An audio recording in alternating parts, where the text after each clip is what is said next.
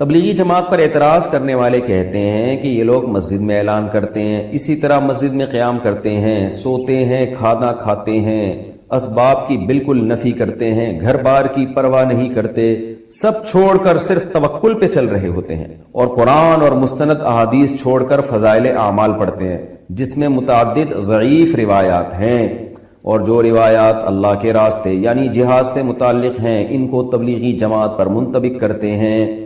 براہ کرم ان اشکالات کا جواب دیجئے۔ معاذ صاحب کراچی سے۔ معاذ صاحب نے بہت سارے سوال کیے ہیں۔ پہلا سوال یہ کہ یہ لوگ مسجد میں قیام کرتے ہیں، مسجد میں سوتے ہیں، تو بھائی مسجد میں قیام کرنا بھی جائز ہے، مسجد میں سونا بھی جائز ہے۔ حضرت علی رضی اللہ تعالیٰ عنہ مسجد میں ہی تو آرام فرما رہے تھے جب رسول اللہ صلی اللہ علیہ وسلم ان کے پاس گئے تو مسجد نبوی کی مٹی آپ کے رخسار مبارک پہ لگ گئی تھی، تو اسی پہ نبی صلی اللہ علیہ وسلم نے ابو تراب سے آپ کو خطاب کیا ہے، مٹی والے۔ حضرت عمر نے ساری زندگی کے لیے اپنی کنیت ابو تراب ہی کر دی۔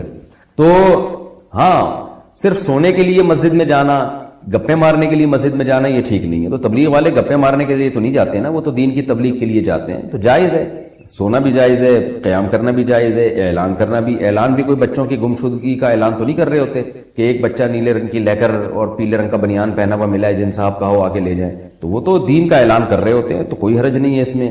رہا یہ مسئلہ کہ کھانا کھاتے ہیں تو مسجد میں کھانا کھانا بھی جائز ہے، ناجائز ہونے کی کوئی دلیل نہیں ہے۔ ہاں، مسجد کے آداب کا خیال کر کے کھانا کھانا چاہیے۔ اعتکاف والے نہیں کیا کھانا کھاتے مسجد میں، اسباب کی بالکل نفی کرتے ہیں وہ۔ اچھا، یہ کہتے ہیں اسباب کی نفی کرتے ہیں، یعنی اللہ سے ہوتا ہے، اللہ کے علاوہ سے نہیں ہوتا۔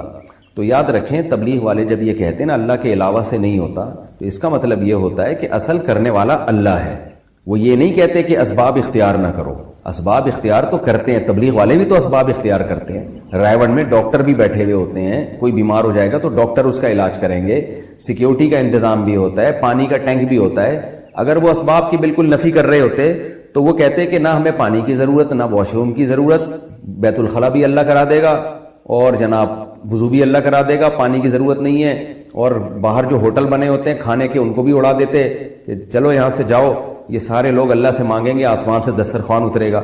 تو ہر چیز کا ایک مطلب ہوتا ہے۔ تبلیغ والے جب یہ کہتے ہیں کہ اللہ سے ہوتا ہے، اللہ کے علاوہ سے نہیں ہوتا، اس کا مطلب یہ ہے کہ اللہ کے علاوہ سے جو ہوتا ہوا نظر آ رہا ہے اس میں بھی کرنے والی ذات اللہ کی ہے، تو اس لیے اصل نظر اللہ پہ رکھو، اسباب اختیار کرو، مگر دل میں یہ عقیدہ رکھو کہ ان اسباب میں جان اللہ ڈالے گا، اللہ نہیں چاہے گا تو پوری دنیا کے بھی اسباب اختیار کر لیں کچھ نہیں ہوگا۔ تو یہ اصل کانسیپٹ ہے تبلیغ جماعت والوں کا، اور یہ بالکل شریعت کے عین تقاضوں کے مطابق ہے۔ ہاں، کوئی عامی آدمی جس کو علم نہ ہو وہ اسباب کی بالکل یہ نفی کر دے اور وہ کہے کہ دکان چلانی نہیں ہے، بس اللہ رزق دے گا، تو پھر تبلیغ کے اکابر اس سے بری و ذمہ ہیں، وہ اس کا اپنا مسئلہ ہوگا، اپنا ذاتی وہ ہوگا۔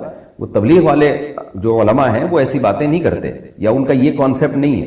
تو اسباب سے ہونے کا مطلب کیا ہے کہ یعنی اسباب سے نہ ہونے کا مطلب یہی ہے کہ جیسے وہ ایک مثال بھی دیتے ہیں نا کہ آگ کا کام ہے جلانا، لیکن ابراہیم علیہ السلام کو آگ میں ڈالا گیا تو آگ نے نہیں جلایا، اس سے پتہ چلتا ہے جلاتا اصل تو اللہ ہے۔ اب اس سے تبلیغ والے کبھی یہ ترغیب نہیں دیتے کہ آپ بھی آگوں میں چھلانگ لگایا کرو، یا چولہا گھر میں جل رہا ہو تو چائے کا برتن رکھنے کے بجائے دودھ اور پتی کھا کے خود اس چولہے پہ بیٹھ جایا کرو تو اللہ اپنی مرضی سے تمہیں بچا لے گا۔ تو کبھی بھی نہیں ایسا کہتے بھائی آگ سے دور بھاگو۔ تو اس کو سمجھنا چاہیے کہ وہ کیا، وہ ذہن بناتے ہیں کہ اللہ پہ اعتماد کرو، اللہ پہ توکل کرو، اسباب اختیار کرو، مگر نظر کس پہ رکھو، اللہ پہ، یہ مقصد ہوتا ہے اس کا۔ اور یہ جو آپ نے بات کی ہے کہ جی وہ یہ کہتے ہیں گھر بار کی پرواہ نہیں کرتے، یہ بھی غلط ہے۔ کہتے ہیں سب چھوڑ کر صرف توکل پہ چل رہے ہوتے ہیں۔ کچھ لوگ ایسا کرتے ہیں، بالکل کرتے ہیں، میں نے بھی دیکھا ہے، بیوی بچوں کی تربیت کی بھی فکر نہیں ہوتی، ان کے بزنس کی بھی، کاروبار کی بھی، کھلانے کی بھی فکر نہیں ہوتی، چلے کے لیے نکل گئے، 4 مہینے کے لیے نکل گئے، پیچھے بیوی بچے دھکے کھاتے پھر رہے ہیں، کھانے کو نہیں ہے۔ یقیناً کچھ لوگ ایسا کرتے ہیں، مگر یہ کچھ لوگ تبلیغ کے اکابر کی اجازت سے نہیں کر رہے ہوتے۔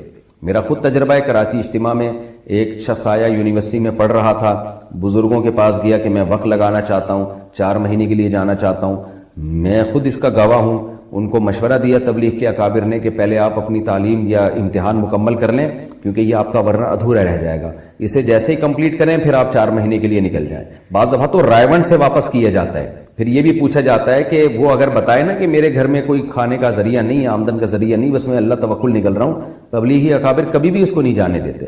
تو اگر کوئی جا رہا ہے تو وہ خود سے کر رہا ہے یہ کام، آپ اس کو تبلیغ کے کھاتے میں نہیں ڈال سکتے۔ اچھا بھائی، اور یہ جو کہہ رہے ہیں کہ قرآن اور مستند احادیث کو چھوڑ کر فضائل اعمال پڑھتے ہیں، جس میں متعدد ضعیف روایات ہیں۔ کان سے کیا نکلتا ہے؟ میل، تیلیاں ڈال ڈال کے لوگ نکال رہے ہوتے ہیں، کسی کو دکھائیں کتنا غصہ آتا ہے، بھائی اپنا گند ہمیں کیوں دکھا رہا ہے؟ ایک سوراخ کان ہے، منہ سے تھوک کسی کے اوپر تھوکو چماٹ لگائے گا وہ۔ باقی جو کچھ راستے تو ایسے ہی وہ ہیں ہی گندگی نکلنے کے لیے، ان کا تو تذکرہ کرتے ہوئے بھی گھن آتی ہے، تصور سے بھی گھن آتی ہے۔ مسام سے پسینہ نکلتا ہے، وہ بھی بدبودار، لوگ کہتے ہیں یار پسینہ آ رہا ہے نہا کے آ جا، تو ذرا سی چمڑی ادھڑے نا، اندر کیا ہے؟ گندی گند، خون ہے وہ ناپاک۔ یہی وجہ ہے کہ جیسے ہی ہماری ڈیتھ ہوتی ہے، موت ہوتی ہے، اسی وقت سے باڈی میں تبدیلی آنا، اندر کا گند باہر آنا شروع، اندر کا جو بھی گند ہے نا باہر آنا شروع۔ تبھی تو میت کو چھپانے کا حکم ہے۔ میں بار بار یہ جو بات کہتا ہوں نا کہ میت دکھانے کی چیز نہیں ہے، لوگ سمجھتے ہیں میں مذاق کر رہا ہوں، اتنی چہرے کی رونمائی ہونی چاہیے، میت کی بے اکرامی ہے، اس کو چھپاؤ، بس قریبی رشتہ دار دیکھیں، باقی کوئی نہ دیکھے، اس کو چھپاؤ، کیونکہ اس کے چہرہ متغیر ہو رہا ہے۔ لوگ کہتے ہیں نور آ رہا ہے، کیوں نور آ رہا ہے؟ بھائی وہ مر گیا تو اب تو ختم ہوگا، سڑے گا، گلے گا، چاہے نیک ہو، تہجد گزار ہو، بزرگ ہو، سڑے گا اب وہ۔ بلا وجہ کی تبصرے کرنا، اتنا چہرہ نورانی، اتنا چہرہ نورانی، یہ تکلفات کی دنیا سے نکلو۔ ہمیں نہیں یاد پڑتا صحابہ کرام میں کسی کی موت ہوتی تھی تو وہ دیکھ کے کہتے تھے کتنا چہرہ نورانی، کتنا چہرہ نورانی، یہ سب یہ فضول باتیں ہیں۔ عمل اچھا ہے تو چہرہ بے شک ظلمانی ہو، نورانی نہ بھی ہو تو بہت اچھا ہے، اور اگر عمل صحیح نہیں ہے تو جیسی بھی نور کی کرنیں نکل رہی ہوں کسی کام کی کرنیں نہیں ہے وہ۔ تو اس لیے موت کے بعد انسان کے چہرے پہ رونق ختم ہوتی ہے۔ دیکھو موت نیند کی بہن ہے، آپ سوتے ہو تو آپ چاہتے ہو کہ لوگ مجھے دیکھیں، تبھی بہت سے لوگ سوتے ہوئے منہ پہ کپڑا ڈال دیتے ہیں تاکہ ہمارا منہ نظر نہ آئے۔ کہیں کوئی رشتہ دیکھنے کے لیے جائے، لڑکی سو رہی ہو تو لڑکی کے ماں باپ آپ کو دکھائیں گے اپنی بیٹی ہے بھائی، وہ کہیں گے نہیں بڑا نورانی چہرہ ہے دیکھ لو۔ جتنا بھی نورانی چہرہ ہو سوتے ہوئے بھی رونق ختم ہو جاتی ہے، بلکہ اس کو اٹھائیں گے، تمہارے رشتے والے آئے ہیں تمہیں دیکھنے کے لیے، اٹھو، اور اٹھتے ہی بیٹھ نہ جاؤ بلکہ اس نیند کے اثرات ختم کرو۔ پہلے جا کے منہ دھو اچھی طرح، اور منہ دھونے سے بھی وہ چہرے کی نحوست ختم نہیں ہوتی ہے، بلکہ تھوڑا سا گہری نیند ہوئی ہے تو منہ دھو کے کوئی چائے وائے پی لو، کچھ کھا پی لو۔ کھانے پینے کے بعد جب بلڈ صحیح طرح سرکولیٹ کرنا شروع کرتا ہے پھر چہرے کی رونق بحال ہوتی ہے۔ دیکھو ہم جب صبح اٹھتے ہیں ایسے ہی تھوڑی منہ اٹھا کے آفس چلے جاتے ہیں، منہ دھوتے ہیں، پھر نماز پڑھتے ہیں، اس کے بعد بھی تھوڑی تھوڑی رونق آنا شروع ہوتی ہے۔ جب فل رونق جب آتی ہے جب ناشتہ کر لے آدمی یا کوئی دو ایک آدھ کچھ چیز کھا لے تو اس کے بعد صحیح فٹ فاٹ ہو جاتا ہے، پھر چہرہ بحال ہوتا ہے، پھر یوں ہاں اب جو ملنے آئے اب آپ ملاقات کے سلسلے میں حاضر ہو سکتے ہیں۔ اس سے پہلے چہرے پہ ایک عجیب بے رونقی سی ہوتی ہے، کوئی بھی نہیں چاہتا کہ لوگ مجھے دیکھیں۔ تو نیند تو کم درجے کی موت ہے، اس میں جب کوئی نہیں چاہتا کہ لوگ مجھے دیکھیں تو جو سچی مچی کی موت ہوگی اس سے تو چہرے کی رونق بالکل ختم ہو جاتی ہے۔ اس میں کیوں کوئی چاہے گا کہ لوگ میری زیارت کریں؟ اس کو دیکھیں گے لوگ، ایک دل میں کراہت آئے گی تو وہ ہمیشہ دل میں کراہت یاد رہتی ہے کہ یہ کیسے کیا لگ رہے تھے یہ۔ اس لیے اسلام نے حکم دیا، اس کی عزت اس میں ہے کہ اس کے چہرے کو چھپا دیا جائے اور جلد سے جلد اس کو قبر میں پہنچاؤ، کیونکہ اس کا چہرہ کیا ہو رہا ہے؟ تبدیل ہو رہا ہے۔ اور کچھ موتیں ایسی ہوتی ہیں جن میں بہت جلدی چہرہ تبدیل ہو جاتا ہے، جیسے برین ہیمریج ہے یا ہارٹ اٹیک ہے، اس میں تو بہت جلدی چہرہ خراب ہوتا ہے، چاہے نیک آدمی ہو چاہے برا آدمی ہو۔ کرامت کے طور پہ اللہ کسی کی باڈی کو محفوظ کر لے وہ ایک الگ بات ہے، لیکن وہ کرامت تو اللہ کے ہاتھ میں ہے نا۔ تو انسانوں کا چہرہ موت کے بعد متغیر ہوتا ہے، اس میں رونق نہیں ہوتی۔ زندگی میں رونق ہوتی ہے چہروں پہ، چلتے پھرتے، موت کے بعد نہیں ہوتی رونق۔ اس لیے شریعت نے حکم دیا اس کو کیا کر لو؟ چھپاؤ اس کو۔ ہاں جو بیٹا ہے باپ کو دیکھ لے، باپ بیٹے کو دیکھ لے، بیوی شوہر کو، شوہر بیوی کو، وہ اس لیے کہ وہ اتنے کلوز ہوتے ہیں آپس میں کہ اگر وہ اس کنڈیشن میں دیکھ بھی لیں تو ان کے دل میں کوئی بال نہیں آتا، لیکن عام آدمی کے لیے نہیں ہے۔ اس لیے میت کی تصویریں وائرل کرنا اور میت کو چارپائی لٹا کے پوری لائن لگا کے دکھانا کہ آؤ دیکھتے چلے جاؤ، یہ بے وقوفوں والے کام ہے، بری حرکت ہے، اسلام کے مزاج کے بالکل خلاف بات ہے یہ۔ عرب لوگ، کیونکہ ہم لوگ اجمیوں میں، جو ہم لوگ غیر مسلموں میں زیادہ رہے ہیں نا اجمی لوگ، اس لیے ہمارے یہاں بہت ساری چیزیں کہاں سے آئی ہیں؟ ہندوؤں سے اور دوسرے قوموں سے آئی ہیں۔ تو مسلمانوں کا جو اصل کلچر تھا وہ دوسری قوموں میں مرج ہونے کی وجہ سے ختم ہو گیا۔ عرب چونکہ دوسری قوموں کے ساتھ کم رہے ہیں، وہاں یہ نہیں ہوتا یہ سب کچھ ڈرامے۔ سعودی عرب کے جو سابق بادشاہ کی جب ڈیتھ ہوئی ہے نا تو آپ کو پتا ہے اٹلی میں ایک پادری یا فرانس میں ایک پادری یہ منظر دیکھ کے مسلمان ہو گیا۔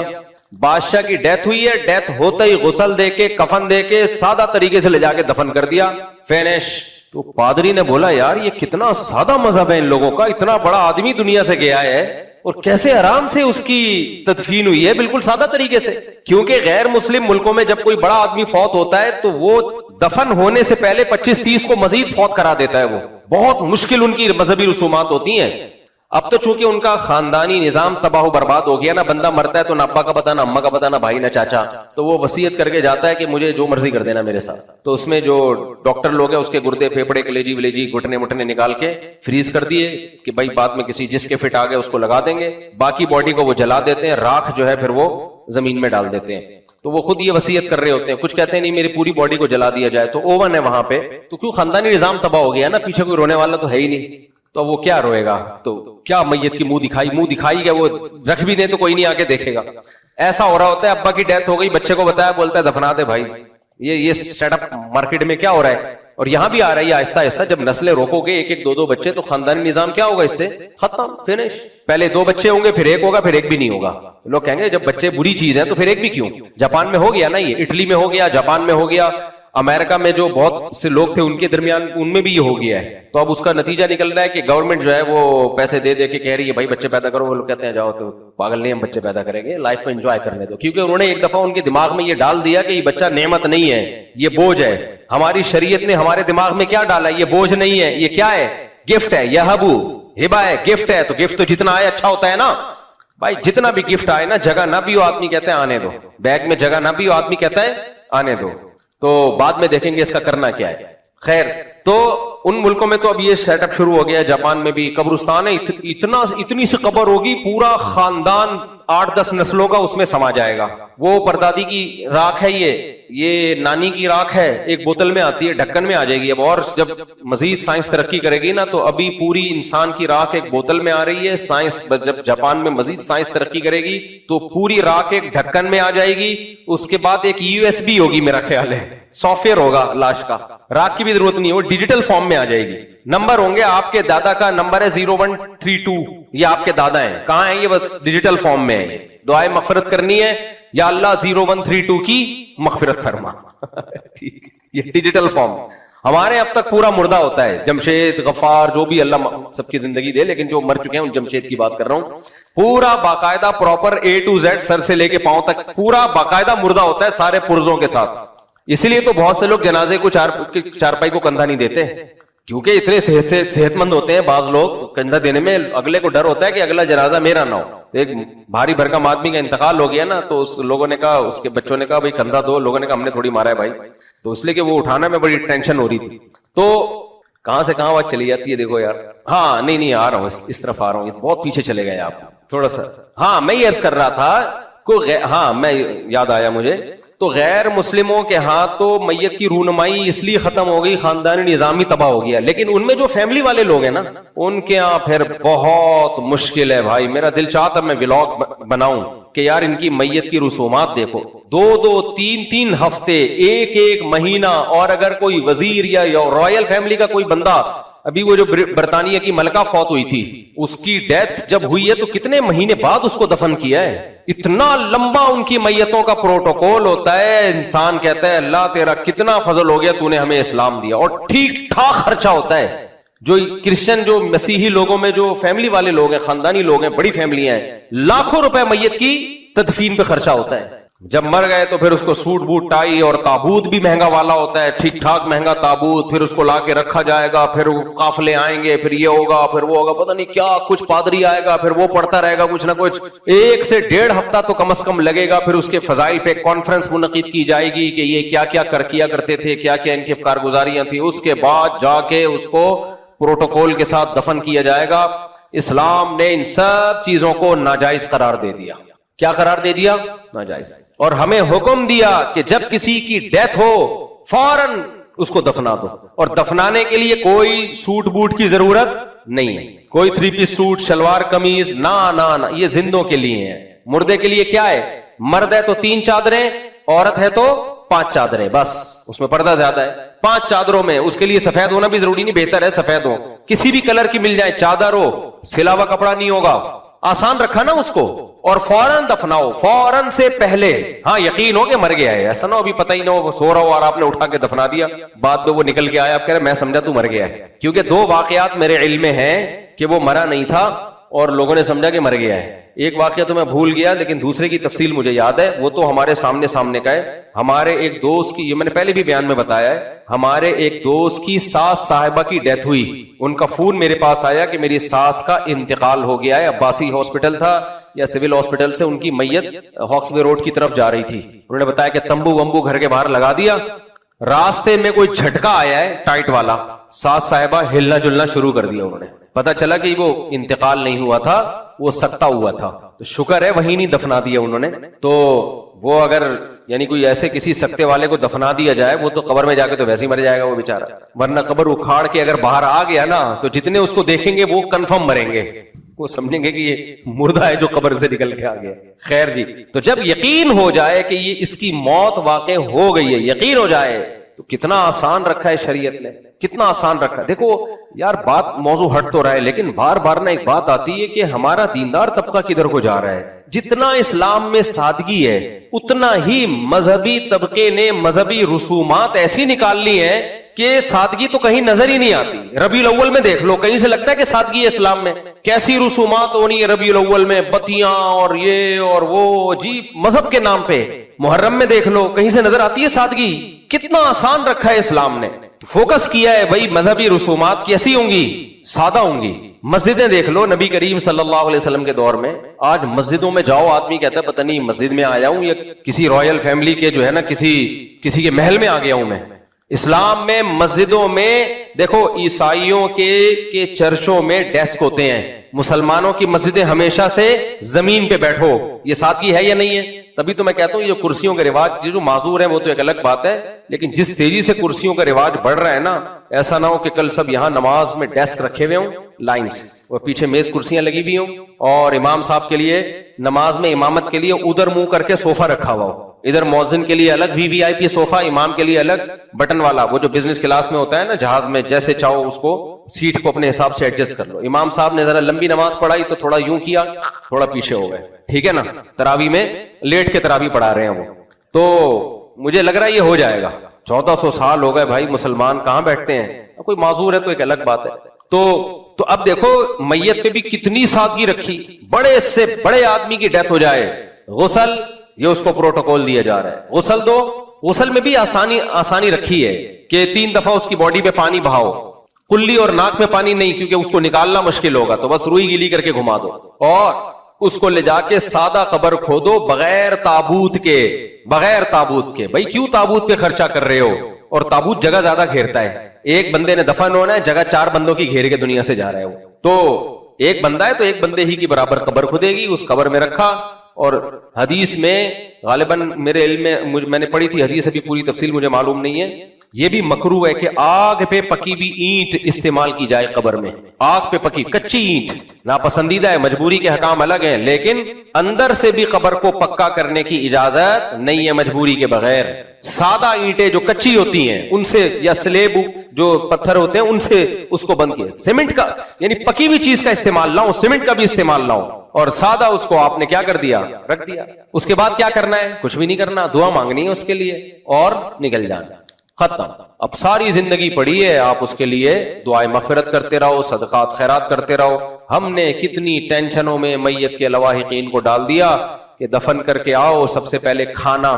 3 دن تک لنگر چلتے ہیں, کھانے چلتے رہتے ہیں, تمبو لگے ہوتے ہیں, لوگ آ رہے ہوتے ہیں تعزیت کے لیے, بیٹھ جاتے ہیں دھرنے مار کے, 2-2, 3-3 دن تک بیٹھے رہتے ہیں, اور پھر دعاؤں کا پروگرام چلتا رہتا ہے, پھر آتے رہتے ہیں, جاتے رہتے ہیں, آتے رہتے ہیں, جاتے رہتے ہیں. جو جس بندے کے ہاں میت ہوئی ہے نا, وہ ایسی ٹینشن میں آتا ہے دنیا کے کسی کام کا نہیں رہتا وہ شخص, اور چاہتے تھے سادگی ہو. حضرت نے وصیت کی, میری جیسے ہی وفات ہو فوراً سے پہلے غسل, کفن, دفن.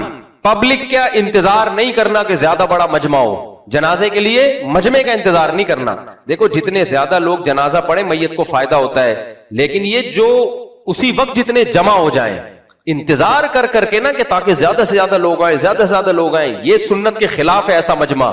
زیادہ مجمع جب فائدہ دے گا میت کو کہ جب وہ سنت کے مطابق ہو. آپ نے میت کو دفن کرنے میں تاخیر نہ کی ہو, اتنی تاخیر جتنی قبر کھدنے میں تاخیر ہوتی ہے اتنی تاخیر تو ٹھیک ہے, پھر جتنے لوگ آ جائیں اس سے زیادہ تاخیر ٹھیک نہیں ہے. لیکن آج ان احکامات کی دھجیاں اڑائی جا رہی ہیں. دیندار گھرانوں میں بھی ایسے ہی ہے, کسی بڑے بزرگ کی ڈیتھ ہو جائے, وہ وفات ہو جائے, تو پھر دیکھو ابے دفناؤ نہ, اتنا لمبا پروگرام چلتا ہے, 2 دن, ایک دن, پھر منجلا بیٹا وہاں سے آ رہا ہے, پھر جاپان سے سیٹ نہیں مل رہی ایک بیٹی کو, پھر امریکہ سے سیٹ نہیں مل رہی ایک بیٹی کو. بھائی چھوڑو, دفنا دو, وہ آ جائے گی تعزیت کے لیے. یہ سب دیکھو, میرے والد صاحب کی ڈیتھ ہوئی نا, بہت مشہور آدمی تھے میرے والد صاحب ہمارے علاقے کے, اللہ ان کی مغفرت فرمائے. 12 بجے ان کی رات کو ڈیتھ ہوئی ہے. میں مدرسے میں تھا, مجھے اچانک ہارٹ اٹیک ہوا تھا نا, پہلے پتا چلا طبیعت خراب ہے, ہمیں نہیں پتا تھا اتنی زیادہ طبیعت خراب ہے کہ ڈیتھ ہو جائے گی. 11:30 یا 12 بجے اطلاع کی وفات ہو گئی. رات کو 12 بجے میں فوراً مدرسے سے گھر پہنچا. ایک اتنا بڑا جھٹکا تھا دل پہ جس کا تصور نہیں میں بیان کر سکتا, کیونکہ چلتے پھرتے گپ شپ لگاتے ہوئے گئے دنیا سے. لیکن ہم نے کیا کہا, ہم نے کہا بھائی فوراً قبر کھدوانا شروع کر دو. یہ کہنا بڑا مشکل ہوتا ہے بھئی, آپ کے والد آپ سے گپ شپ بھی ہو, دوستی بھی ہو, ہنسی مذاق بھی ہو. ہمارے والد صاحب بہت بے تکلف تھے, ایسے نہیں تھے جیسے ابا لوگ گھر میں آتے ہیں نا, ناک پہ مکھی بٹھا کے بیٹھ جاتے ہیں. بچے کانپتے رہتے ہیں کہ پتہ نہیں ابا کا موڈ کس دن کب صحیح ہوگا تو ہم ابا کی خدمت میں کچھ گزارشات پیش کریں. تو ہمارے والد صاحب تھے بڑے خوش مزاج, ہنسموک, نمازی, پرہیزگار بھی, تہجد گزار بھی, تلاوت کے پابند بھی. لیکن ایسے لوگ تو ویسے بھی خشکے ہوتے ہیں نا. ابے گھر میں جو ابا نیک ہوتا ہے نا, ٹینشن بھی وہی دے رہا ہوتا ہے سب سے زیادہ. میرے بچے بیٹھے ہوئے کہ نہیں بیٹھے ہوئے؟ کہاں بیٹھے ہوئے؟ میرے بچوں کے لیے بھی ضروری ہے یہ باتیں سنیں. جو ابا گھر میں ایک ہی بیٹھا ہوا ہے, باقی سب کھیل رہے ہوتے ہیں. یہ گھر کی مرغی دال برابر. کوئی بچہ بیٹھ کے بیان نہیں سنتا میرے. کہتے گھر کی مرغی کیا ہے, لوگ کوئی لانڈی سے آ رہا ہے, کوئی امریکہ سے آ رہا ہے. گھر کے بچے کہتے ہیں ابا ہے نا, کیا ہے. تو کیا کہہ رہا تھا, ہاں, تو ادھر والد صاحب کا انتقال ہوا. میں بتا رہا تھا کہ والد صاحب ہمارے بہت نیک, جو ہمارے یعنی کسی کے بارے میں دعویٰ کرنا تو ٹھیک نہیں ہے, نمازی, پرہیزگار, تلاوت, تہجد, دعاؤں کے پابند, لیکن خوش مزاج. آج کل ابا کس ٹائپ کے مارکیٹ میں آ رہے ہیں, اگر نیک ہے تو خوش مزاج نہیں ہوگا, وہ بیٹھا ہوگا بس ہر وقت جو ہے نا, بس وہ بہت ناک پہ مکھی بٹھا کے. تو ظاہر ہے جب ایسے بے تکلف ہو تو پھر جانے کا غم زیادہ ہوتا ہے نا. یہ میں اس لیے بتا رہا ہوں کہ آپ میں سے بھی اگر کوئی ابا ہے تو گھر میں تھوڑا ایسا چنگیز خان بن کے داخل نہ ہوا کرے, چنگیز خان بن کے گھر میں داخل نہ ہوا کرے. تو 12 بجے ڈیتھ ہوئی ہے, 11:30 یا 12 بجے. ہاسپٹل سے آنے میں ٹائم جتنا لگا 1-1.5 گھنٹہ. اس کے بعد فوراً غسل, فجر, اور فوراً جو ہے نا ہم نے قبر تیار کروانے کا حکم دے دیا تھا. آپ سوچو دل پہ آرے چل رہے ہوں گے کہ نہیں چل رہے ہوں گے. ہم نے کہا بھائی جو اللہ کا حکم ہے وہ پورا کرنا ہے. صبح 9 بجے ہم ان کو جنازہ پڑھ کے دفنا کے فارغ ہو کے گھر آ چکے تھے.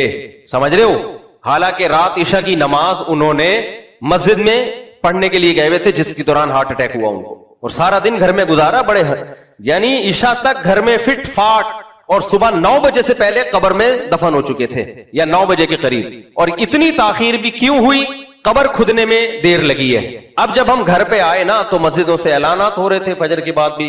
اب لوگ تو کراچی میں اٹھتے کتنے بجے ہیں, 8-9 بجے اٹھتے ہیں, بلکہ 11-12 بجے اٹھتے ہیں. جب اٹھے تو ان کو اطلاع ملی کہ جی حافظ مسعود صاحب کا انتقال ہو گیا ہے. ایک کوہرام مچ گیا علاقے میں, کیونکہ بہت زیادہ لوگ ان سے محبت کرتے تھے, بہت ایک مشہور تھے وہ علاقے میں. اب تعزیت کے لیے لوگوں نے ہمارے گھر رخ کیا کہ والد صاحب کا انتقال ہو گیا. قائم نے کہا ہم دفنا دیا.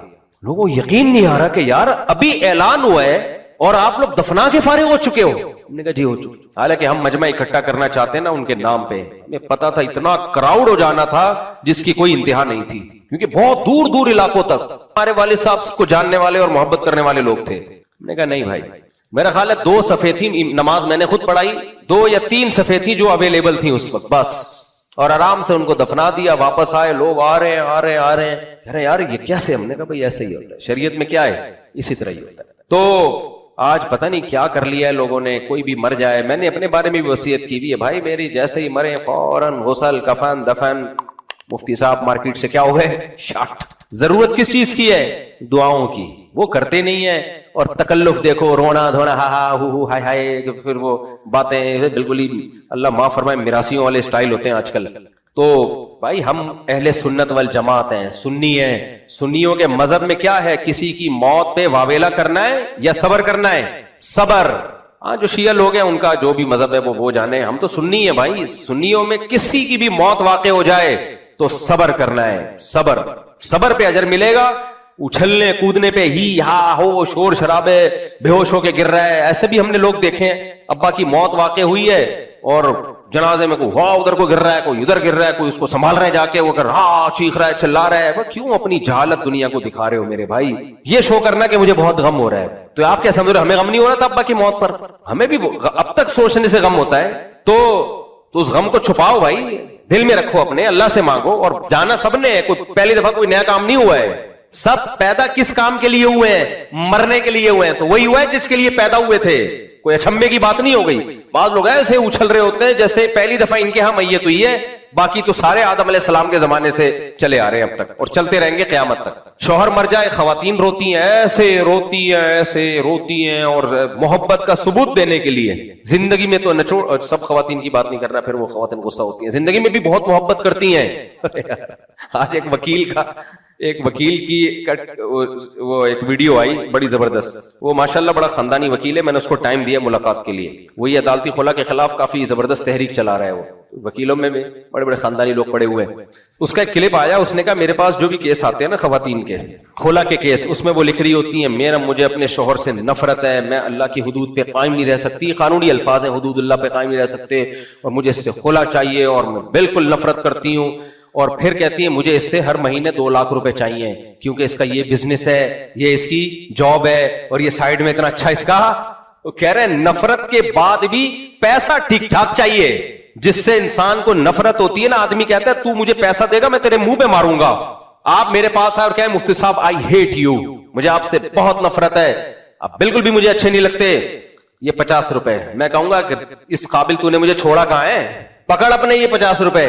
हाँ, अगर आप कहोगे मुफ्ती साहब आई लव यू, मुझे आपसे बहुत मोहब्बत है, ये 50 रुपए, वो 50 के 25 भी होंगे, मैं कहूंगा यार माशाल्लाह, आंखों से लगाऊंगा। यही हो रहा है ना आजकल मार्केट में। हो क्या रहा है, अदालतों में खवातीन जाती हैं, 2 टके का आदमी नहीं है, मुझे इससे नफरत है, मुझे 1.5 करोड़ रुपए चाहिए इससे।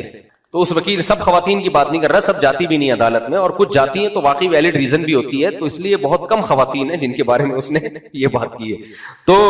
तो क्या बात चल रही थी? देखो आज बहुत टाइम जा रहा हूं मैं, असल में मेरा दिमाग किसी और मौजू की तरफ अटका हुआ है। हाँ, वकील साहब से तो मुलाकात करनी है, वो ये अदालती खुला पे कह रहे थे, अगले जुम्मे मैंने टाइम क्या, हाँ कफन दफन की बात चल रही थी। तो इस्लाम ने इतनी सादगी रखी है भाई किसी, हाँ वो मैं बता रहा था, खवातीन को शौहर से जब मर गया तो हाँ ऐसा, असल में खवातीन को दूसरी औरतों को दिखाना होता है कि हमें बहुत गम हुआ है, गम होता भी है, लेकिन अगर ना रोए ना, पंजाब में ये बहुत है, अगर ना रोए ना, सब्र कर ले, सारी जिंदगी दूसरी औरतों ने ताने दे दे के मारना होता है कि देखा उसका मियां दुनिया से गया था और आराम से बैठी हुई थी वो, तो उसको ये शो करना होता है कि मुझे बहुत मोहब्बत है। तो भाई छोड़ो, अल्लाह को दिखाओ, और अल्लाह को सब्र करने वाली पसंद है, सब्र ना करने वाली अल्लाह को पसंद नहीं। ये चीखना चिल्लाना, और वो एक वाकया तो मैं बड़ा जबरदस्त बताता हूं ना, खवातीन के मैयतें होती है ना, तो भी एक दूसरे के रोते रोते दुपट्टे चेक कर रही होती है, वो चूड़ियां चेक कर रही होती हैं, रोते रोते कह रही होती हैं बहन हाय हाय मुन्ने के अब्बा बहुत अच्छे थे, दुनिया से चले गए, हाय हाय सारी जिंदगी बहुत अच्छी गुजारी, बहन ये दुपट्टा कहां से खरीदा तुमने, बहुत जबरदस्त थे मुन्ने के अब्बा, बस बहन मेरा गम मैं ही जानती हूँ। वो दूसरी कहती हाँ हाँ आप सही कह रही हो, भाईजान तो बहुत अच्छे थे, बोल्टन मार्केट से खरीदा है मैंने। तो ये चल रहा होता है प्रोग्राम, ये मैंने हैदरी से खरीदा, नहीं मैंने बोल्टन मार्ट से खरीदा, अच्छा हाँ हाँ बहन मुन्ने के अब्बा, हाँ वहां जरा सस्ता मिल जाता है। ये सब कॉन्वर्सेशन भी आपस में मैयत पे चल रही है, रिश्तों की बातें भी चल रही होती हैं, हाय हाय रोते, बहन वो लड़की देखी तुमने, मैं अगर अपने बेटे के लिए पसंद कर लूं तो कैसी रहेगी, फिर रोना धोना शुरू, फिर आंख। तो इनके सारे प्रोग्राम मैयत पे भी, मैंने ऐसी शादी देखी है मैयत पे सेट हुई थी भाई, आप समझ रहे हो मैं मजाक कर रहा होता हूं, मैं मजाक नहीं कर रहा, मैंने खुद लड़का लड़की से पूछा तुम दोनों एक दूसरे से मिले कहां से, कह रहे मैयत पे सेटिंग हुई थी, और उनके माशाल्लाह आज बच्चे हैं। तो मैयत पे गए थे, रोते रोते एक दूसरे को ताड़ा है उन्होंने, जाहिर है रिश्तेदारों की मैयत थी ना, रोते रोते एक दूसरे को ताड़ा है। लड़के ने देखा वो रो रही है, रोते हुए भी कुछ अच्छी लग रही है, उसने भी देखा एक दो आंसू इसकी आंखों से निकल रहे हैं, लेकिन बंदा लड़का हैंडसम लग रहा है। अब ये तो दुनिया में जिन्होंने जाना था वो तो चले गए ना, हम तो जिंदा है ना। कैसी दिमाग इस्तेमाल हो रहा होता है भाई, ये तो अंकल चले गए, अब इनका क्या शादी ब्याह से लेना, हम तो जिंदा है, हम तो अब ये हैंडसम लड़का दोबारा पता नहीं नजर आएगा कि नहीं आएगा। और वो भी ताड़ रहा होता है कि यार इतनी लड़कियों में ये वाली सही लग रही है मुझे, और पहली मैयत में बगैर मेकअप के नजर आती है लड़की, इसको भी लोग फिर वो देख रहे होते हैं कि यार ये, अब तो मैंने सुना है मैयत में भी मेकअप करके आ रही होती है, वल्लाहु आलम, बहरहाल ये औरतों का अपना मामला है, वो मेकअप करें ना करें ये उनका हेडेक है, लेकिन पहले जमाने में बगैर मेकअप के। तो ये जब की मैं बात कर रहा हूं उस वक्त विदाउट मेकअप आ जाया करती थी, तो उसने बोला कि यार ये चांस कयामत तक मुझे दोबारा कभी भी नहीं मिलेगा ओरिजिनल कंडीशन में देखने का, ओरिजिनल में खूबसूरत है इसका मतलब ओके की रिपोर्ट। तो आपस में दोनों की सेटिंग हुई, اور شاید میں نے ہی نکاح پڑھایا تھا ان کا, مجھے تبھی انہوں نے کہانی جو سنائی نا, اپنا واقعہ سنایا, تو وہ شاید وہ مجھے یاد پڑتا ہے, میں نے نکاح پڑھایا اسی پہ, میں نے رشتہ کہاں سے ملا, تو پھر انہوں نے بتایا کہ ایسے سیٹ ہوئے تھے. تو جب ایک واقعہ تو میرے سامنے آ گیا, میرے سامنے 100 واقعے کسی علاقے میں ہوتے ہیں نا, تو ایک میرے سامنے آتا ہے, سمجھ رہے. خیر, تو اسلام نے کتنا سادہ سا حکم دیا, بھائی یوں کرو, یوں دفناؤ, دعا مانگو.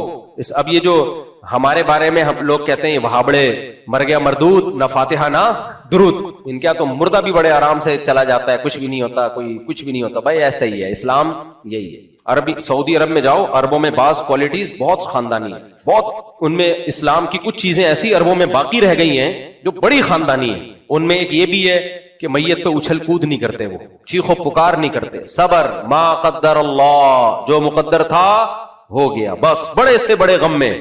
دوسرا, جیسے ہی موت واقع ہوئی, غسل, کفن, دفن, فینش, کوئی تیجا نہیں, کوئی 40واں نہیں, کوئی برسی نہیں. بھائی دعا مانگتے رہو, زندگی پڑی, اور وہ مانگتے ہیں دعا, اور ایسے لوگ زیادہ دعائیں مانگتے ہیں جو تیجے 40 میں کرتے ہیں, وہ فارغ ہو جاتے ہیں بریانیاں پھوڑ پھاڑ کے. تو ہم بھی اپنے والدین کے لیے آج تک دعا کرتے ہیں, اور انشاءاللہ موت تک کرتے رہیں گے. سب سے زیادہ دعائیں انسان کرتا ہی اپنے ماں باپ کے لیے, بھائی ان سے بڑا محسن کون ہو سکتا ہے.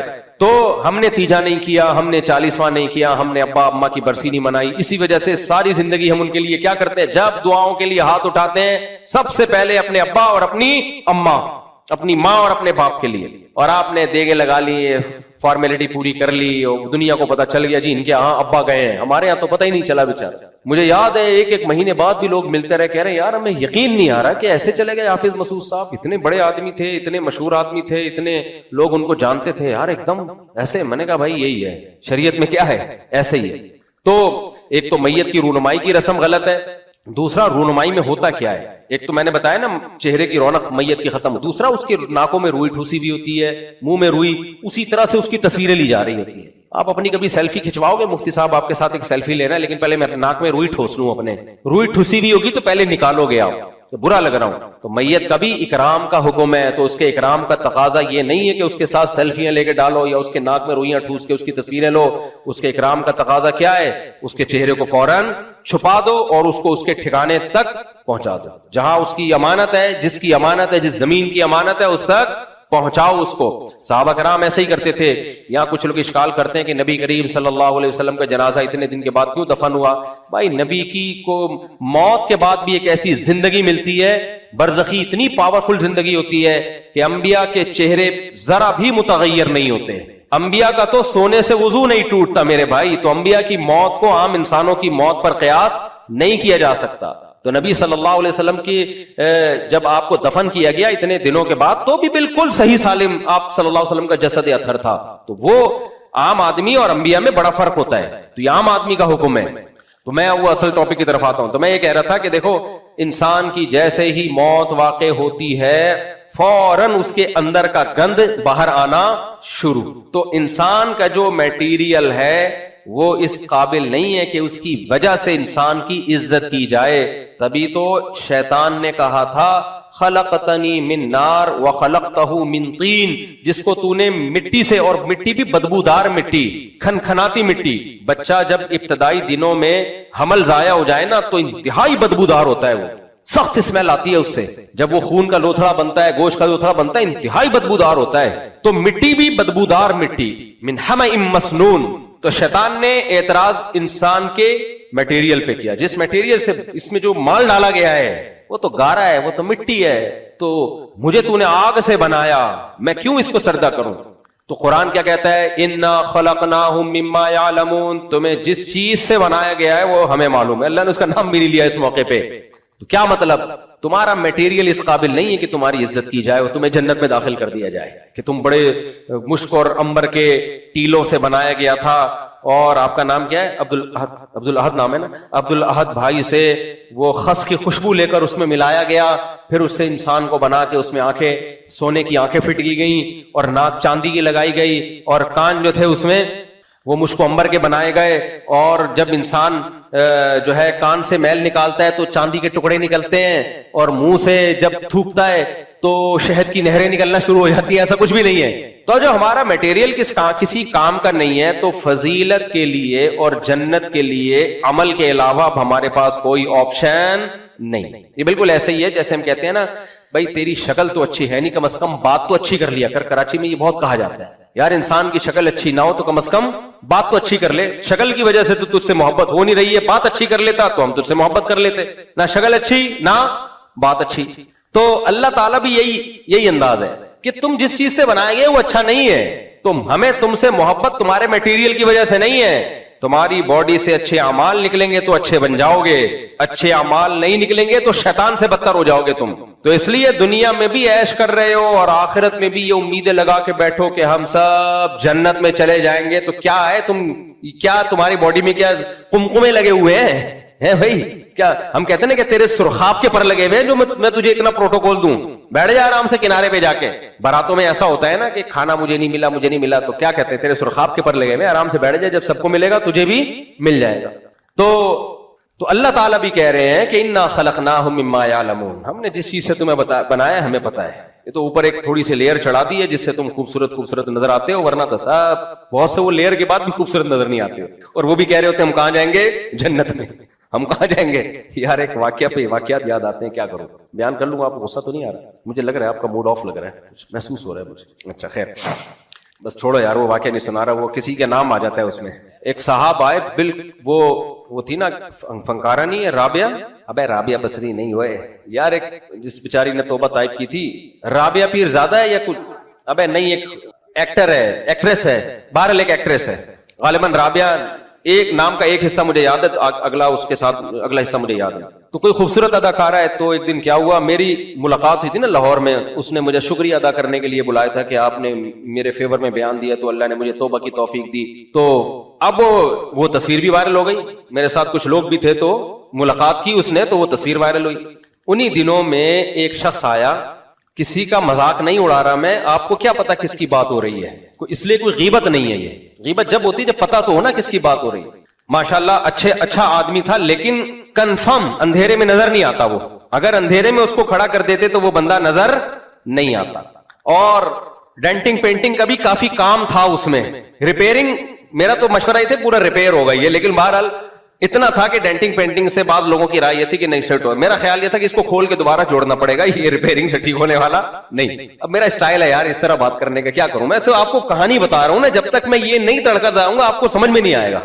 اب وہ ایڈمن کو ہمارے عثمان کو تنگ کر رہا ہے, بار بار مفتی صاحب سے ملنا ہے, بہت ضروری کام ہے. ایک دفعہ دو دفعہ میں نے کہا میرے یہ کہ اسکیجول ہوتا ہے تو میں لوگوں کو کہتا ہوں کہ اگلی دفعہ میں کچھ جیسے ٹائم دیتا ہوں نا ملاقات کا, تو اب اتنے لوگ ہیں تو اب اگلی دفعہ میں, ایسے میں اس کو ٹالتا پھر میں نے کہا اب اس کو ٹائم دے دو یار.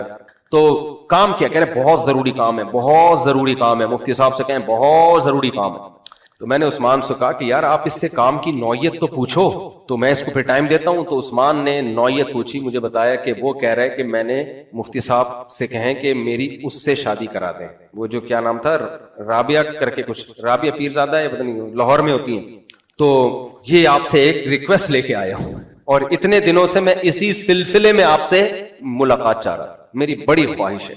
تو اس کو کیا کہتا ہے, میں نے کہا تو مجھے بھی پٹوائے گا, کہہ رہے نہیں پیغام بھیج دینا ٹرائی کر کے دیکھنے میں. میں نے کہا اللہ کے بندے, میں نے کہا اب اس کو دوبارہ کھول کے جوڑو عثمان بھائی, اب یہ ریپیئرنگ سے, یہ سافٹ ویئر کا مسئلہ ہے, یہ صرف اوپر کا مٹیریل کا مسئلہ نہیں ہے, انٹیریئر میں بھی کیا ہے. میں نے کہا اس کو بولو خدا کے بندے وہ تجھ سے کیوں شادی کرے گی اللہ کے بندے. تو خیر مجھے نہیں پتا پھر بیچارہ کہاں چلا گیا. ہماری دعا ہے اللہ تعالیٰ اس کی وہاں شادی کرا دے جو اس کے لیے بہتر ہو. لیکن بہرحال پھر میں نے کہا کہ یار یہ ریپیئرنگ کا کیس نہیں ہے, یہ باقاعدہ کھول کے دوبارہ اس کو جوڑنا پڑے گا, اور سافٹ ویئر بھی اس میں دوسرے ڈالنے پڑیں گے, اپ ڈیٹ ہونے سے بھی کام چلے گا. لیکن بہرحال کانفیڈنس کو سلام ہے, کانفیڈنس تو ایک کوالٹی تو ہے نا, کانفیڈنس تو تھا اس کا. خیر اصل میں جب عشق سوار ہو جاتا ہے نا تو پھر انسان پاگل ہو جاتا ہے. اس کو عشق ہو گیا تھا, اصل بات یہ ہے. اور یہ عشق معاشقوں میں یہ نارمل ہے. تو جب عشق ہو جائے نا کسی کا, تو اس لیے تو شریعت نے عورت کو پردہ کرنے کا حکم دیا ہے. بھائی کوئی ٹی وی میں بھی دیکھ دیکھ کے بھی عاشق ہو جاتے ہیں. وہ عاشق ہو گیا, اس کی نیندیں اڑ گئی بیچارے کی, تو اس کو یہ امید ہو گئی کہ شاید ہو جائے. جب عاشق ہوتا ہے نا اس کو امیدیں ہو جاتی ہیں. تو میں نے کہا تو عاشق ہو گیا, مجھے کیوں پٹوا رہا ہے بھائی, اس کو پیغام بھیجوں گا, میرے پاس نمبر بھی تھا ان کا. میں نے کہا پیغام بھیجوں گا, بولیں گے وہ پہلے تو وہ کہے گی مفتی صاحب ڈرامہ کر رہے ہیں میرے ساتھ, مذاق کر رہے ہیں میرے ساتھ. خیر تو تو میں یہ عرض کر رہا تھا بھائی ہم سب چاہے کوئی خوبصورت ہو چاہے بدصورت ہو, یہ تو اللہ نے باریک سی لیئر لگا دی ہے. قرآن کیا کہتا ہے؟ وجوہ یومئذ مسفرہ, بہت سے سیاہ چہرے قیامت کے دن کیا ہوں گے؟ سفید. بہت سے بدصورت قیامت کے دن کیا ہوں گے؟ خوبصورت. کیونکہ قیامت کے دن جو چہرے پہ رونق آئے گی نا وہ سچی مچی کی رونق ہوگی, وہ اعمال کی ہوگی. بہت سے بدصورت لوگ اللہ کی نظر میں بہت خوبصورت ہوتے ہیں, بہت سے خوبصورت لوگ اللہ کی نظر میں بہت بدصورت ہوتے ہیں. تو اس لیے قرآن نے کہا کہ ہم نے تمہیں جس میٹیریل سے بنایا ہے وہ ہمیں معلوم ہے, یہ اس قابل نہیں ہے. تبھی شیطان نے اعتراض کیا تھا کہ میں کیوں اس کو سجدہ کروں, تو وجہ اس کی یہی تھی بھائی یہ اعمال, یہ کیا کرے گا؟ ایسے اعمال کرے گا کہ دنیا رش کرے گی اس کے اوپر. یہ برائیوں سے بچے گا, یہ نماز قائم کرے گا, یہ بوڑھے ماں باپ کی خدمت کرے گا, یہ زنا سے بچے گا, بدنظری سے بچے گا, رشوت سے بچے گا, چوری سے بچے گا. حالانکہ یہ تمام خواہشات اس کے اندر کوٹ کوٹ کے بھری بھی ہوں گی, لیکن یہ کیریکٹر میں ایک نمبر ہوگا. ایک نمبر کردار کا آدمی جتنا مرضی بدصورت ہو, لیکن کیریکٹر اللہ کی نظر میں اس کو اونچا کر دے گا. اور دونوں کتنے خوبصورت ہیں دنیا میں ہم نے دیکھے ہیں, بد کردار ہوتے ہیں بس, اور جھوٹ بولتے ہیں اور دھوکہ دیتے ہیں لوگوں کو, نماز چھوڑتے ہیں, قضا کرتے ہیں نماز, کوئی اہمیت نہیں ان کے, بلکہ نمازوں کا مذاق اڑاتے ہیں.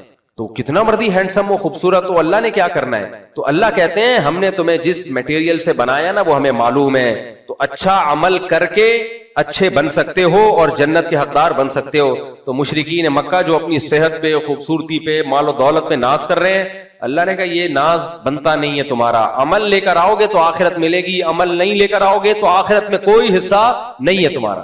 تو میرے بھائی یہ مشرکین کے بارے میں نازل ہوئی, لیکن آج ہم بھی اسی خوش فہمی میں مبتلا ہیں. دنیا میں اللہ کو وہی یاد کرتا ہے جو کسی پریشانی میں آ جائے, پھر وہ سمجھتا ہے کہ یار آخرت میں بھی کچھ پریشانی ہو سکتی ہے. لیکن دنیا میں جس کو خوشیاں مل رہی ہیں, ساری حاجتیں پوری ہو رہی ہیں, سب کچھ, ساری ضرورتیں پوری ہو رہی ہیں, سب سے زیادہ اللہ سے غافل بھی وہی ہوتا ہے. تو اس لیے یہ غفلت کے پردے انہی لوگوں پر آتے ہیں جو دنیا میں خوشحال ہیں. وہ سمجھتے ہیں ہم یہاں خوشحال ہیں تو وہاں بھی کیا ہوں گے؟ خوشحال ہوں گے. تو اللہ نے فرمایا کلا, نا نا نا, یہاں کی خوشحالی تو آزمائش ہے, اصل تو آخرت ہے جو ہمیشہ والی زندگی ہے. یہاں اچھا کرو گے تو وہاں اچھا ملے گا, یہاں برا کرو گے تو وہاں انجام برا ہوگا تمہارا. آگے اللہ تعالیٰ اس انہی آیت میں فرماتے ہیں انا خلقناہم مما یعلمون فلا اقسم برب المشارق والمغارب انا لقادرون علی ان نخلق مثلہم. کیا آیت ہے؟ فلا اقسم برب المشارق والمغارب انا لقادرون علی ان نخلق مثلہم علی ان نبدل امثالہم علی ان نبدل غیرہم. آگے پوری آیت پڑھ لیتا نا, تو ترسا کیوں رہا ہے؟ علی ان نبدل خیرا منہم وما نحن بمسبوقین. ہاں, فلا اقسم برب المشارق والمغارب انا لقادرون علی ان نبدل خیرا منہم وما نحن بمسبوقین. آگے اللہ کہتے ہیں کہ میں قسم اٹھاتا ہوں مشرقوں کے رب کی اور مغربوں کے رب کی. قرآن میں مشرق مغرب کا لفظ تین طرح سے استعمال ہوا ہے. ایک رب المشرقی والمغرب, اللہ مشرق کا بھی رب ہے اور مغرب کا بھی. تو ایک مشرق اور ایک مغرب, یعنی ایک ایسٹ اور ایک ویسٹ.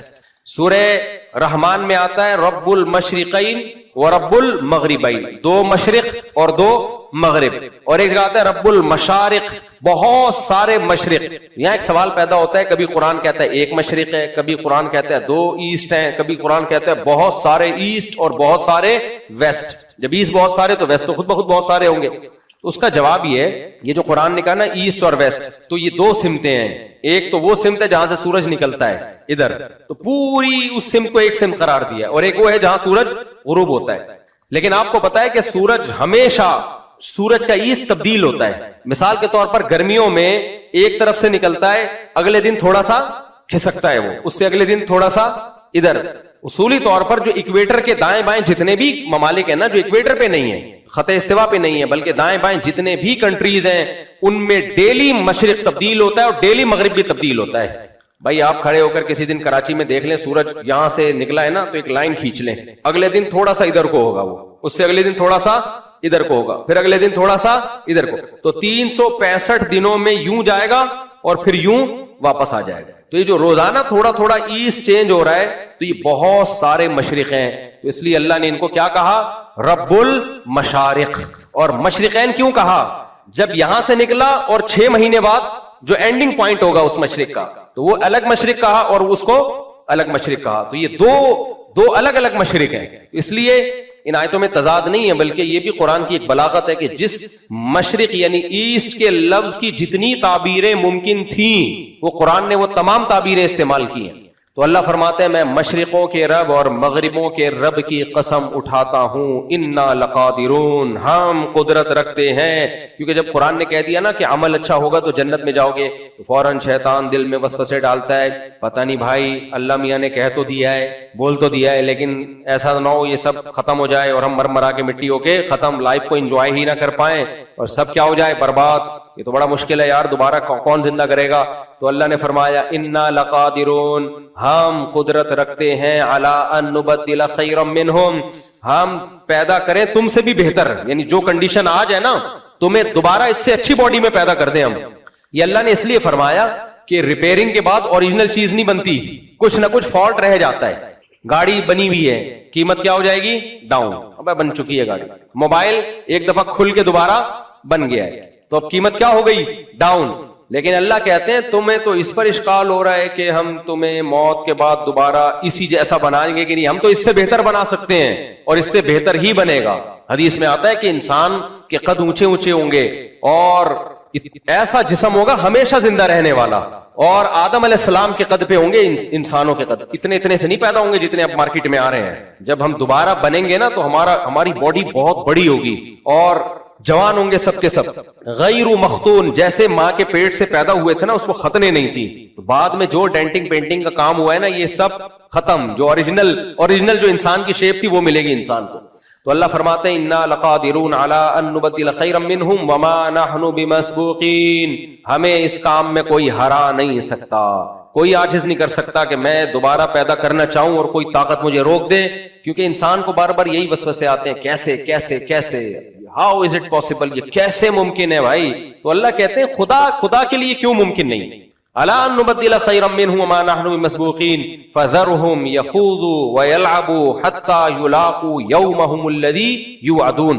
اتنی ساری باتیں کرنے کے بعد سورہ معارج میں کتنی آیتیں آئی ہیں تو اللہ نے نبی کریم صلی اللہ علیہ وسلم کو تسلی دی کہ آپ نے حجت تمام کر دی ہے، آپ نے اللہ کا پیغام پہنچا دیا. ان کو یہ بھی بتا دیا کہ اعمال کی بیس پہ جنت ملے گی، اعمال کی بیس پہ جہنم ملے گی، موت کے بعد دوبارہ زندگی ہوگی، اور اچھے لوگوں کی کیا پہچان ہے وہ بھی آپ نے بتا دی.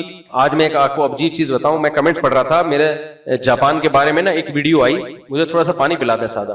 جاپان کے بارے میں میرا ایک ویڈیو بیان آیا کہ کچھ مسلمان وہاں روڈوں پہ جلوس نکال رہے ہیں اور روڈوں پہ مذہبی ایکٹیویٹیز کر رہے ہیں، جس کی وجہ سے جیپنیز پابندیاں لگا رہے ہیں مذہبی اسکالرز پہ، حتیٰ کہ تبلیغ جماعتوں پہ بھی پابندیاں لگا رہے ہیں. ہمارے دوست ہیں جاپان میں، انہوں نے بتایا کہ بھائی کچھ لوگوں کی وجہ سے تبلیغ کا راستہ بالکل ہی بند ہو رہا ہے. تو میں نے اس پہ بیان کیا، میں نے کہا بھائی جو بھی مسلمان جاپان میں جاتے ہیں اپنی کوئی مذہبی رسومات کرنی ہے انہوں نے تو انڈور کریں نا، روڈ پہ کیوں کر رہے ہو؟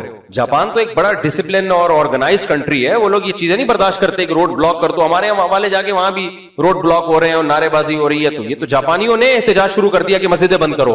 تو کیوں ایسا کام کر رہے ہو؟ اس میں نیچے لوگوں کے کمنٹس بتاتا ہوں آپ کو. یار ایک تو یہ گلاس جو ہے نا اس کا منہ چھوٹا نہیں ہونا چاہیے، یہ عجیب سا مشکل ہو جاتی ہے. الحمدللہ بسم اللہ میں نے پڑھی تھی. تو اس پہ لوگوں کے کمنٹس کیا تھے؟ اچھا ہے پابندیاں لگیں، تبلیغ پہ بھی لگیں، کیونکہ جاپانیوں میں ویسے ہی انسانیت ہے، اتنی صفائی پسند قوم، اتنا ڈسپلن، تو یہاں کے تبلیغ والے جا کے ان کو کیا سمجھائیں گے؟ اور یہ مذہبی اسکالر جاپانیوں کو جا کے باتیں سمجھائیں گے؟ وہ اتنی آرگنائز قوم، پہلے سے اتنی ترقی یافتہ، اتنے نیک شریف شرفا، کوئی چوری نہیں ہے، کرپشن نہیں ہے. میں نے وہ کمنٹ، بہت سارے کمنٹس آئے ہوئے تھے نا دے دنادن. میرا خیال تھا لوگوں کو افسوس ہوگا، ہائے پابندی لگ رہی ہے یہاں، تو پتہ چلا لوگ خوش ہو رہے ہیں. یہ سارے سیکولر لبرل لوگ ہوتے ہیں جو باتیں کر رہے ہوتے ہیں. یہ خوب سمجھ لو، یہ جو میں نے بھی سورہ معارج پڑھی ہے نا، ہمارے ہاں ایک بہت بڑا وہم لوگوں کو یہ ہو گیا ہے کہ اگر ہم انسانوں کی خدمت کرتے ہیں، ہم صاف ستھرے رہتے ہیں تو بس ہم بہت اچھے ہیں. یہ آپ کی بہت بڑی بھول ہے. اچھے ہونے کے علامتوں میں سے چند علامتیں یہ بھی ہیں کہ صاف ستھرا رہنا چاہیے، گندا میلا نہیں رہنا چاہیے، نیٹ کلین ہونا چاہیے، اور وغیرہ وغیرہ وغیرہ. یہ اچھے لوگوں کی علامات ہیں، لیکن یہ کل نہیں ہے. دیکھو ایک آدمی اپنے ابا کو کہتا ہے آپ میرے ابا نہیں ہو، اس کے باپ نے اس کو پالا پوسا بڑا کیا، ماں نے دودھ پلایا، جوان کر دیا. اب یہ ماں سے کہہ رہا ہے تو میری ماں نہیں. اگر ہے بھی تو کیا کرنا ہے تو ہے، کیا کروں میں؟ مرنا ہے مرتی رہے، جینا ہے جیتی رہے. مجھے کچھ بات کی آرڈر دے گی میں نہیں ماروں گا. لیکن وہ صبح روزانہ ڈیٹول سے نہاتا ہے. کیا کرتا ہے؟ ڈیٹول سے نہاتا ہے. لائن میں جب بھی بل جمع کرانے جائے گا ہماری طرح پینڈوؤں کی طرح یہ نہیں کہ دھکے دے دے کے.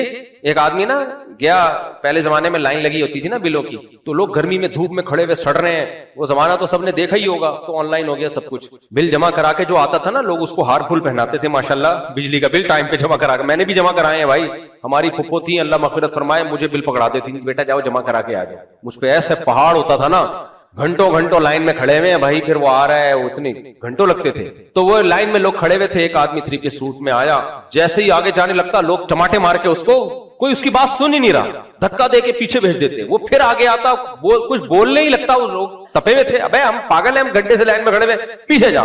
کئی جواب چماٹے لگے نا, پھر اس کی لوگوں نے سنی, کہہ رہا بھائی میں مینیجر ہوں یار, مجھے بینک کھولوں گا تو بل جمع ہوگا نا.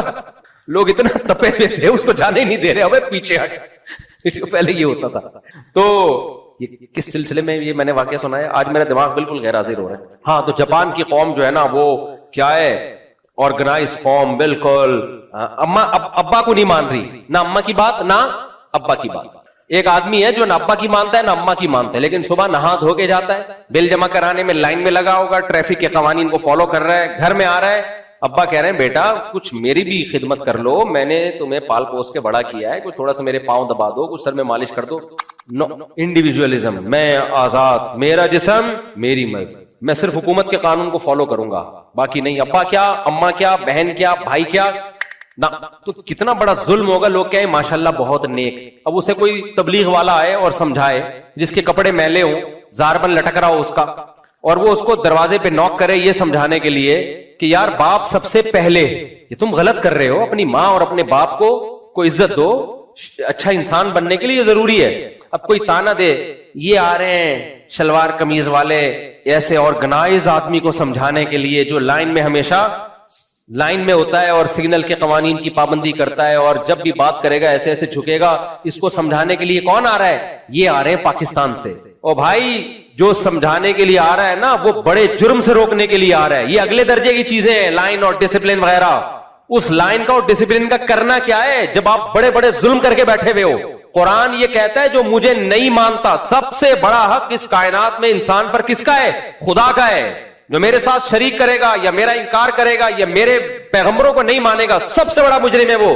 اگر آپ جیپنیز کی یہ خاصیت دیکھتے ہو کہ اتنے اچھے اور کھانا کھلاتے ہیں اور ڈیزاسٹر میں اتنے صدقے خیرات کرتے ہیں, تو حضرت ابو طالب سے زیادہ تھوڑی ہوں گے وہ. نبی کریم صلی اللہ علیہ وسلم کے سگے چچا ابو طالب جو لوگوں کو کھانا بھی کھلایا کرتے تھے, اور 3 سال نبی کریم صلی اللہ علیہ وسلم کے ساتھ گھاٹی میں رہے ابو طالب.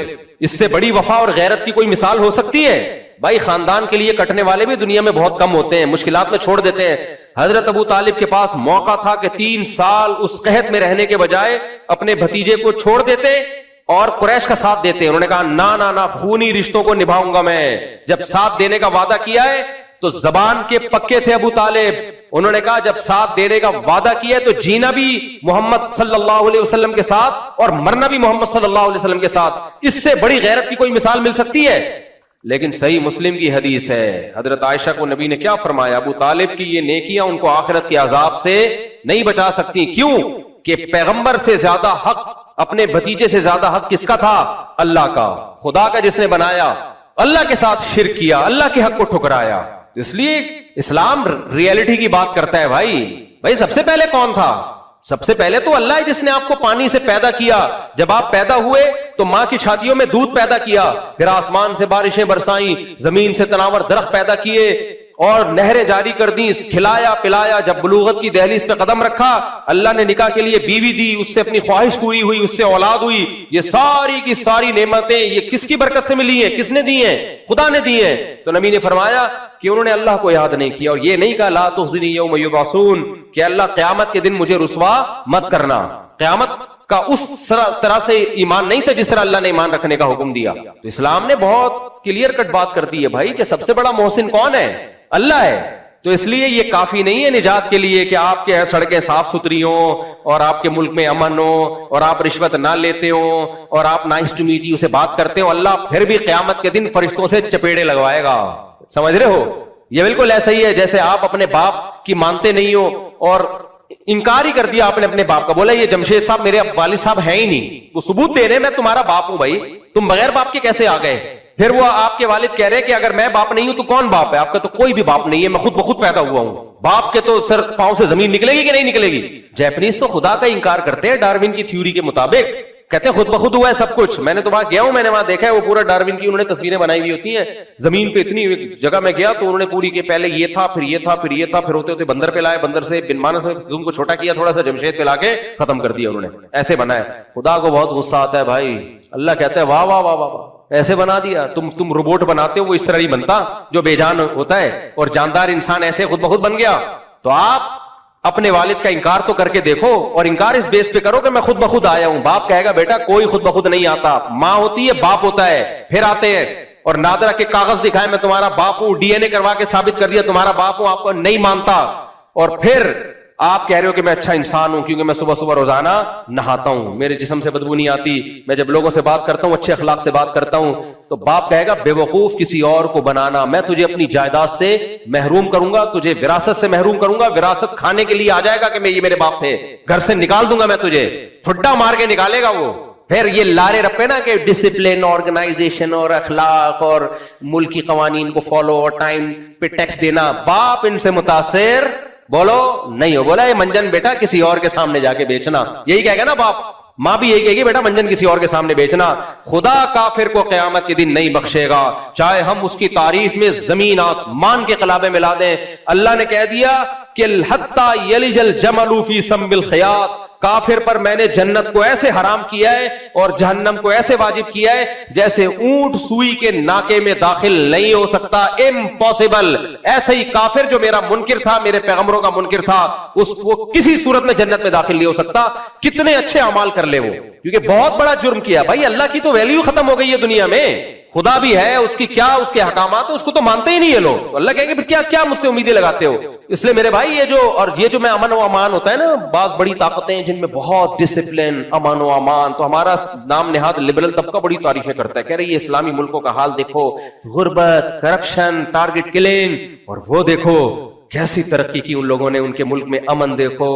اور سڑکیں میں بھی یہ دیکھ کر آتا ہوں، وہ زبردست سڑکیں، گٹر ہی نہیں ہے تو ڈھکن کا تو تصور ہی ختم، زبردست. لیکن ایک بات یاد رکھو، ڈاکو کے گھر میں ہمیشہ امن ہوتا ہے. ڈاکو کا جو اپنا گھر ہے وہ جھونپڑا نہیں ہوتا، وہ شیش محل ہوتا ہے، لگژری. اس میں باتھ روم بڑے، ہمارے جو ہمارا کچن ان کے باتھ روم سے زیادہ گندا ہوتا ہے. وہ میں نے ایک واقعہ سنایا تھا نا، ایک آدمی نے کسی کو رشتے کا انکار کیا، بولا تمہاری جو دکان ہے نا، ہمارے باتھ روم اس سے بڑے ہوتے ہیں.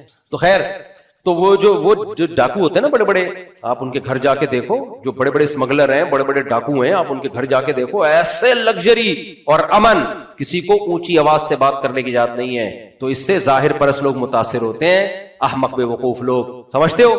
اب آپ گئے کسی ان کے گھر میں، وہ جو ہیں ہمارے بڑے ہیں، ان کے گھر آپ گئے، پوری دنیا میں مشہور ہے کہ وہ ماشاءاللہ سب کو پتہ ہی ہے کس کی بات ہو رہی ہے. اب آپ جب ان کے گھر میں گئے تو آپ نے دیکھا بے یار ہم تو سمجھتے تھے یہ چور ہیں، لیکن ان کے گھر میں دیکھو یار سونے کے نلکے لگے ہوئے ہیں، کہیں سے فرش ٹوٹا ہوا نہیں ہے، سیوریج کا اتنا بہترین نظام، واش روم بند ہونے کا کوئی چانس ہی نہیں ہے، اور ملازمین سارے ٹائم پہ آتے ہیں، ٹائم پہ جاتے ہیں، ان کو تنخواہیں بھی ٹائم پہ ملتی ہیں، اور ان کے گھر میں کوئی اونچی آواز سے بات بھی نہیں کر سکتا. ایسا اچھا ماحول، اور لوگ کہتے ہیں یہ ڈاکو ہے. بھائی کیسے بے وقوف لوگ ہیں. اور بھائی ڈاکو ہے تبھی تو اس نے سب کو لوٹ لاٹ کے اپنا گھر بڑا ٹائٹ خاندانی قسم کا بنا لیا ہے. نہیں ہے میرا خیال ہے بات. پوری دنیا میں ابھی غزہ میں جو کچھ ہو رہا ہے، آپ اتنے نیک ہو تو روک لو نا آپ اسرائیل کو. ساری دنیا نہیں دیکھ رہی کہ بھوک سے بچے مر رہے ہیں؟ کوئی ہے رونے والا؟ ان بڑی قوت بڑی طاقتوں میں کوئی ہے ان پہ رونے والا؟ تقریریں کروا لو آپ ان سے، nice to meet you, thank you thank you. ابے کیا وہ انسان کے بچے نہیں ہیں جو؟ خدا کی قسم میں نے تو وہ ویڈیو دیکھنا چھوڑ دی ہے، آدمی کی نیندیں اڑ جاتی ہیں، نیندیں اڑ جاتی ہیں انسان کی. ڈپریشن میں جا رہے ہیں لوگ، وہ جو بچوں کی بھوک سے مرنے کی ویڈیوز آ رہی ہیں.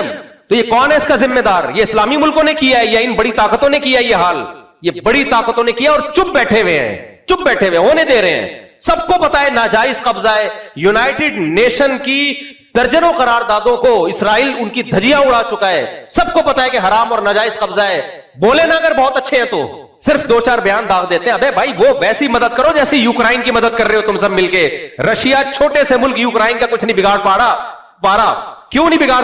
اتنی بڑی طاقت ہے. یوکرائن پہ کتنے حملے کیے ہیں، یوکرائن کا کچھ نہیں ہو رہا. کیوں؟ پورا یورپ یوکرائن کی مدد کر رہا ہے، منہ سے ہوائی فائر نہیں کر رہا. لیکن ادھر فلسطین کا مسئلہ ہے، تو منہ سے فائرنگ ہو رہی ہے اور دیکھو حشر کیا ہو رہا ہے. تو اس لیے میرے بھائی جتنے بھی بڑے بڑے ڈاکو ہیں نا, افریقہ میں جا کے دیکھو کیا ظلم ہے, سونا نکل رہا ہے, ہیرے جواہرات نکل رہے ہیں, لیکن جن کانوں سے سونا نکل رہا ہے نا ان کے قریب لوگ سبزیاں پتے ابال کے کھا رہے ہیں. سمجھ میں آ رہی ہے کہ نہیں آ رہی بات؟ یہ بڑی طاقتیں وہاں پر امن قائم نہیں ہونے دیتی, کیونکہ ان کو پتا ہے جس دن یہاں امن قائم ہو گیا ان کے وسائل یہی لوگ استعمال کریں گے.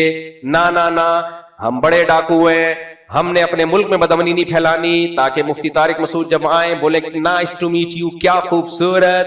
لیکن مفتی طارق مسعود جاتا ہے, اوے یہ مفتی طارق مسعود نکال دینا. دنیا بے وقوف بنتی ہے میرے بھائی ان بڑے بڑے ڈاکوؤں سے. ہم الحمدللہ بے وقوف, ہمیں اللہ کا بڑا فضل ہے, ہم مومن ہیں, ہم جھونپڑے میں مر جائیں خدا کی قسم ایمان کے ساتھ, کیونکہ اس ایمان کی برکت سے ہمیں یہ پتا چل گیا کہ صحیح کیا ہے اور غلط کیا ہے, یہ ہمیں پتا چل گیا ہے. تو یہ جو ہمارے ملکوں میں بدامنیاں اور غربت اور مہنگائی, یہ بھی انہی بڑے ڈاکوؤں کی برکتیں ہیں. مودی نے ہم پہ اٹیک کیا, جواب میں ہم نے تماچا مارا ہے تو رکا ہے وہ. اگر یہ ہم اٹیک کرتے پہلے, دنیا ہمیں چھوڑتی؟ بولو. وہ بھارت ہے, وہ جو مرضی کر لے بھائی, اس نے تجربہ کر کے دیکھ لیا, پہلے ڈرون مارے پھر میزائل مارے, دنیا چپ, کوئی آواز اٹھانے والا نہیں ہے. بول رہے مسلمانوں کا ملک ہے, مرنے دو. یہ بڑے بڑے جو ہوتے ہیں نا باتیں کرنے والے, کہہ رہے مرنے دو, ان کا خیال تھا مار دیں گے. ہم نے جب اٹھا کے 2-3 چپیٹے پھوڑے ہیں, فوراً ساری طاقتیں آ گئی, امن کے ایوارڈ لے لیے انہوں نے. ہم نے دنیا میں, ان کو پتا تھا یار, اتنی امید نہیں تھی کہ ایسا چپیٹا لگے گا, ایسا چماٹا پڑے گا, ہمیں ایسی امید نہیں تھی. اب بیچ میں کود گئے. پہلے ہم کہہ رہے تھے بھائی رکواؤ, کوئی مان رہا تھا ہماری بات؟ تو یہ میرے بھائی, یہ سڑکیں وڑکیں گٹر کے ڈھکن دیکھ کے ان ملکوں کے, اور خوبصورت لائٹیں اور اتنا امن اور ڈسپلین, اور وہاں پہ جو ہے بوڑھوں کی کیئر, ٹھیک ہے نا, کچھ تو ڈرامے ہیں. ایک ملک میں گیا, وہاں ایک آدمی کو ذرا سا کچھ ہوا, ذرا سا ہوا, فائر بریگیڈ بھی, پولیس موبائل بھی اور ایمبولینس, تینوں ایک دم. میں نے کہا بندہ کو کچھ ہوا نہیں ہے, اور انہوں نے کہا کہ یہ تینوں اس لیے آئے ہیں کہ پھر یہ حکومت سے پیسے لیں گے. ابھی یہ کیا میں ڈیٹیل میں جاؤں, خیر. تو اس لیے اللہ کی نظر میں میرے بھائی اچھائی اور برائی کا کرائیٹیریا تھوڑا ڈیفرنٹ ہے. انسانوں کے ہاں اچھائی اور برائی کو ناپنے کا معیار تھوڑا ڈیفرنٹ ہے. بہت سے آج جو آپ کو تبلیغ والے بے یار و مددگار نظر آ رہے ہوتے ہیں نا, سادہ کپڑوں میں بغیر اس طریقے گھوم رہے ہیں جنگلوں میں ادھر ادھر, لوگ ان کا مذاق اڑاتے ہیں, کہتے ہیں یہ جائیں گے جاپانیوں کو سمجھانے کے لیے. یہ میں نے یہاں سے شروع کیا تھا نا, یہ جائیں گے کس کو سمجھانے کے لیے, اتنی ترقی یافتہ قوم کو. میرے بھائی یہ ترقی یافتہ نہیں ہے, لیکن ان کو یہ پتا ہے کہ اچھا بننے کے لیے سب سے پہلی شرط کیا ہے, وہ ایمان ہے. تو یہ اس کی جاپانیوں کو بہت زیادہ ضرورت ہے, ان کو تو زیادہ ضرورت ہے, کیونکہ وہ یہ سمجھ بیٹھے ہیں. اچھا جاپان جو اب اتنا نیک بنا ہوا ہے, ایٹم بم جاپان پہ کس نے مارا تھا؟ مسلمانوں نے مارا تھا, امریکہ نے مارا تھا. اور مارا کیوں تھا؟ جاپان کی بدماشی کو روکنے کے لیے. پوری دنیا فتح کرنے نکلا تھا, اتنے لوگوں کو کاٹ دیا تھا نا اس نے. پہلی جنگ عظیم انہوں نے لڑی ہے, مسلمانوں نے لڑی ہے. جتنا انسانوں کا قتل عام ہوا ہے پہلی جنگ عظیم میں, وہ بھی یورپین نے. دوسری جنگ عظیم, وہ بھی یورپین, یہ انگریز تھے. اور اس کے بعد جو ایٹم بم چلایا وہ کس نے چلایا؟ کافروں نے چلایا. سارے تو انسانیت کے قتل. اور پھر جو آسٹریلیا میں جا کے دیکھو, اور ریڈ انڈین کو مارا, ملین کروڑوں میں تعداد ہے ان کی. افریقہ سے غلام بنا کے لاتے تھے, 80% ان غلاموں کو مار کے سمندروں میں پھینک دیا انہوں نے. اور جب وہ بالکل ہی واٹ لگ گئی تو پھر غلاموں کو آزاد کرنے کی تحریک چلا کے صحرا لے لیا کہ غلاموں کو آزاد کس نے تحریک چلائی ہے؟ ہم نے چلائی ہے. یہ صحرا ہمارے کندھوں پہ ہے. تو غلام بنایا بھی تو تم ہی نے تھا. اس لیے میرے بھائی کبھی بھی ظاہر پرست مت بنو, کبھی بھی ظاہر پرست مت بنو.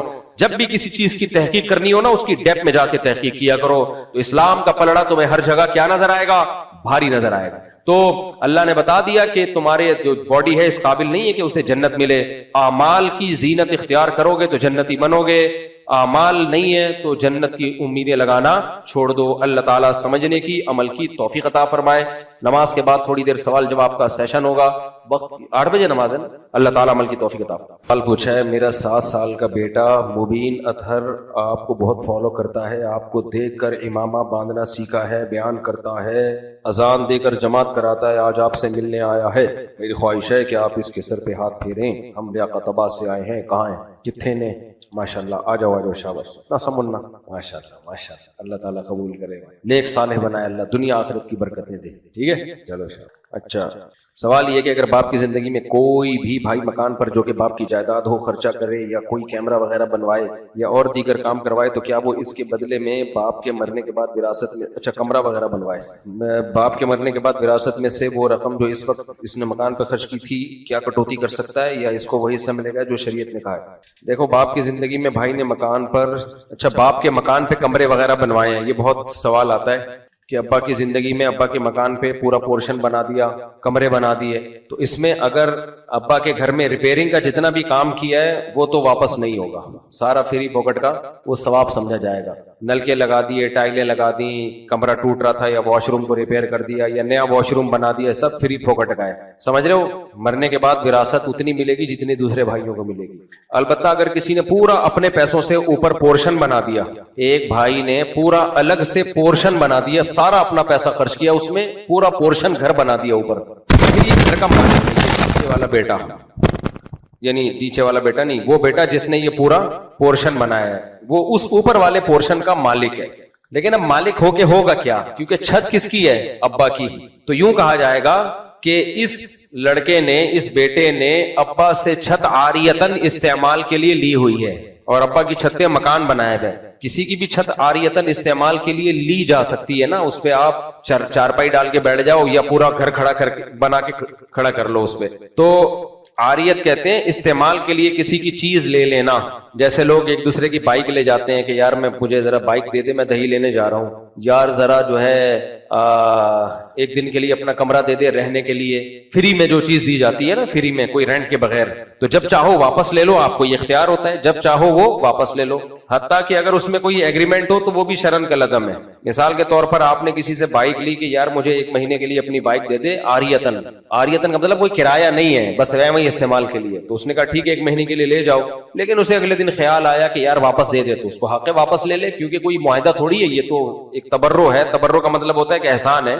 تو اب باپ کا گھر تھا نیچے کا, ایک بیٹے نے اوپر گھر بنا لیا, تو یوں کہا جائے گا شرعی طور پر کہ بیٹے نے باپ کی چھت کو بطور عاریت کے استعمال کیا ہے. اور میں نے بتایا جو چیز بطور عاریت کے استعمال ہوتی ہے, تو جس کی چیز استعمال ہو رہی ہے اس کو ہر وقت شریعت نے یہ رائٹ دیا ہے کہ وہ اس کو بولے کہ یہ خالی کرو.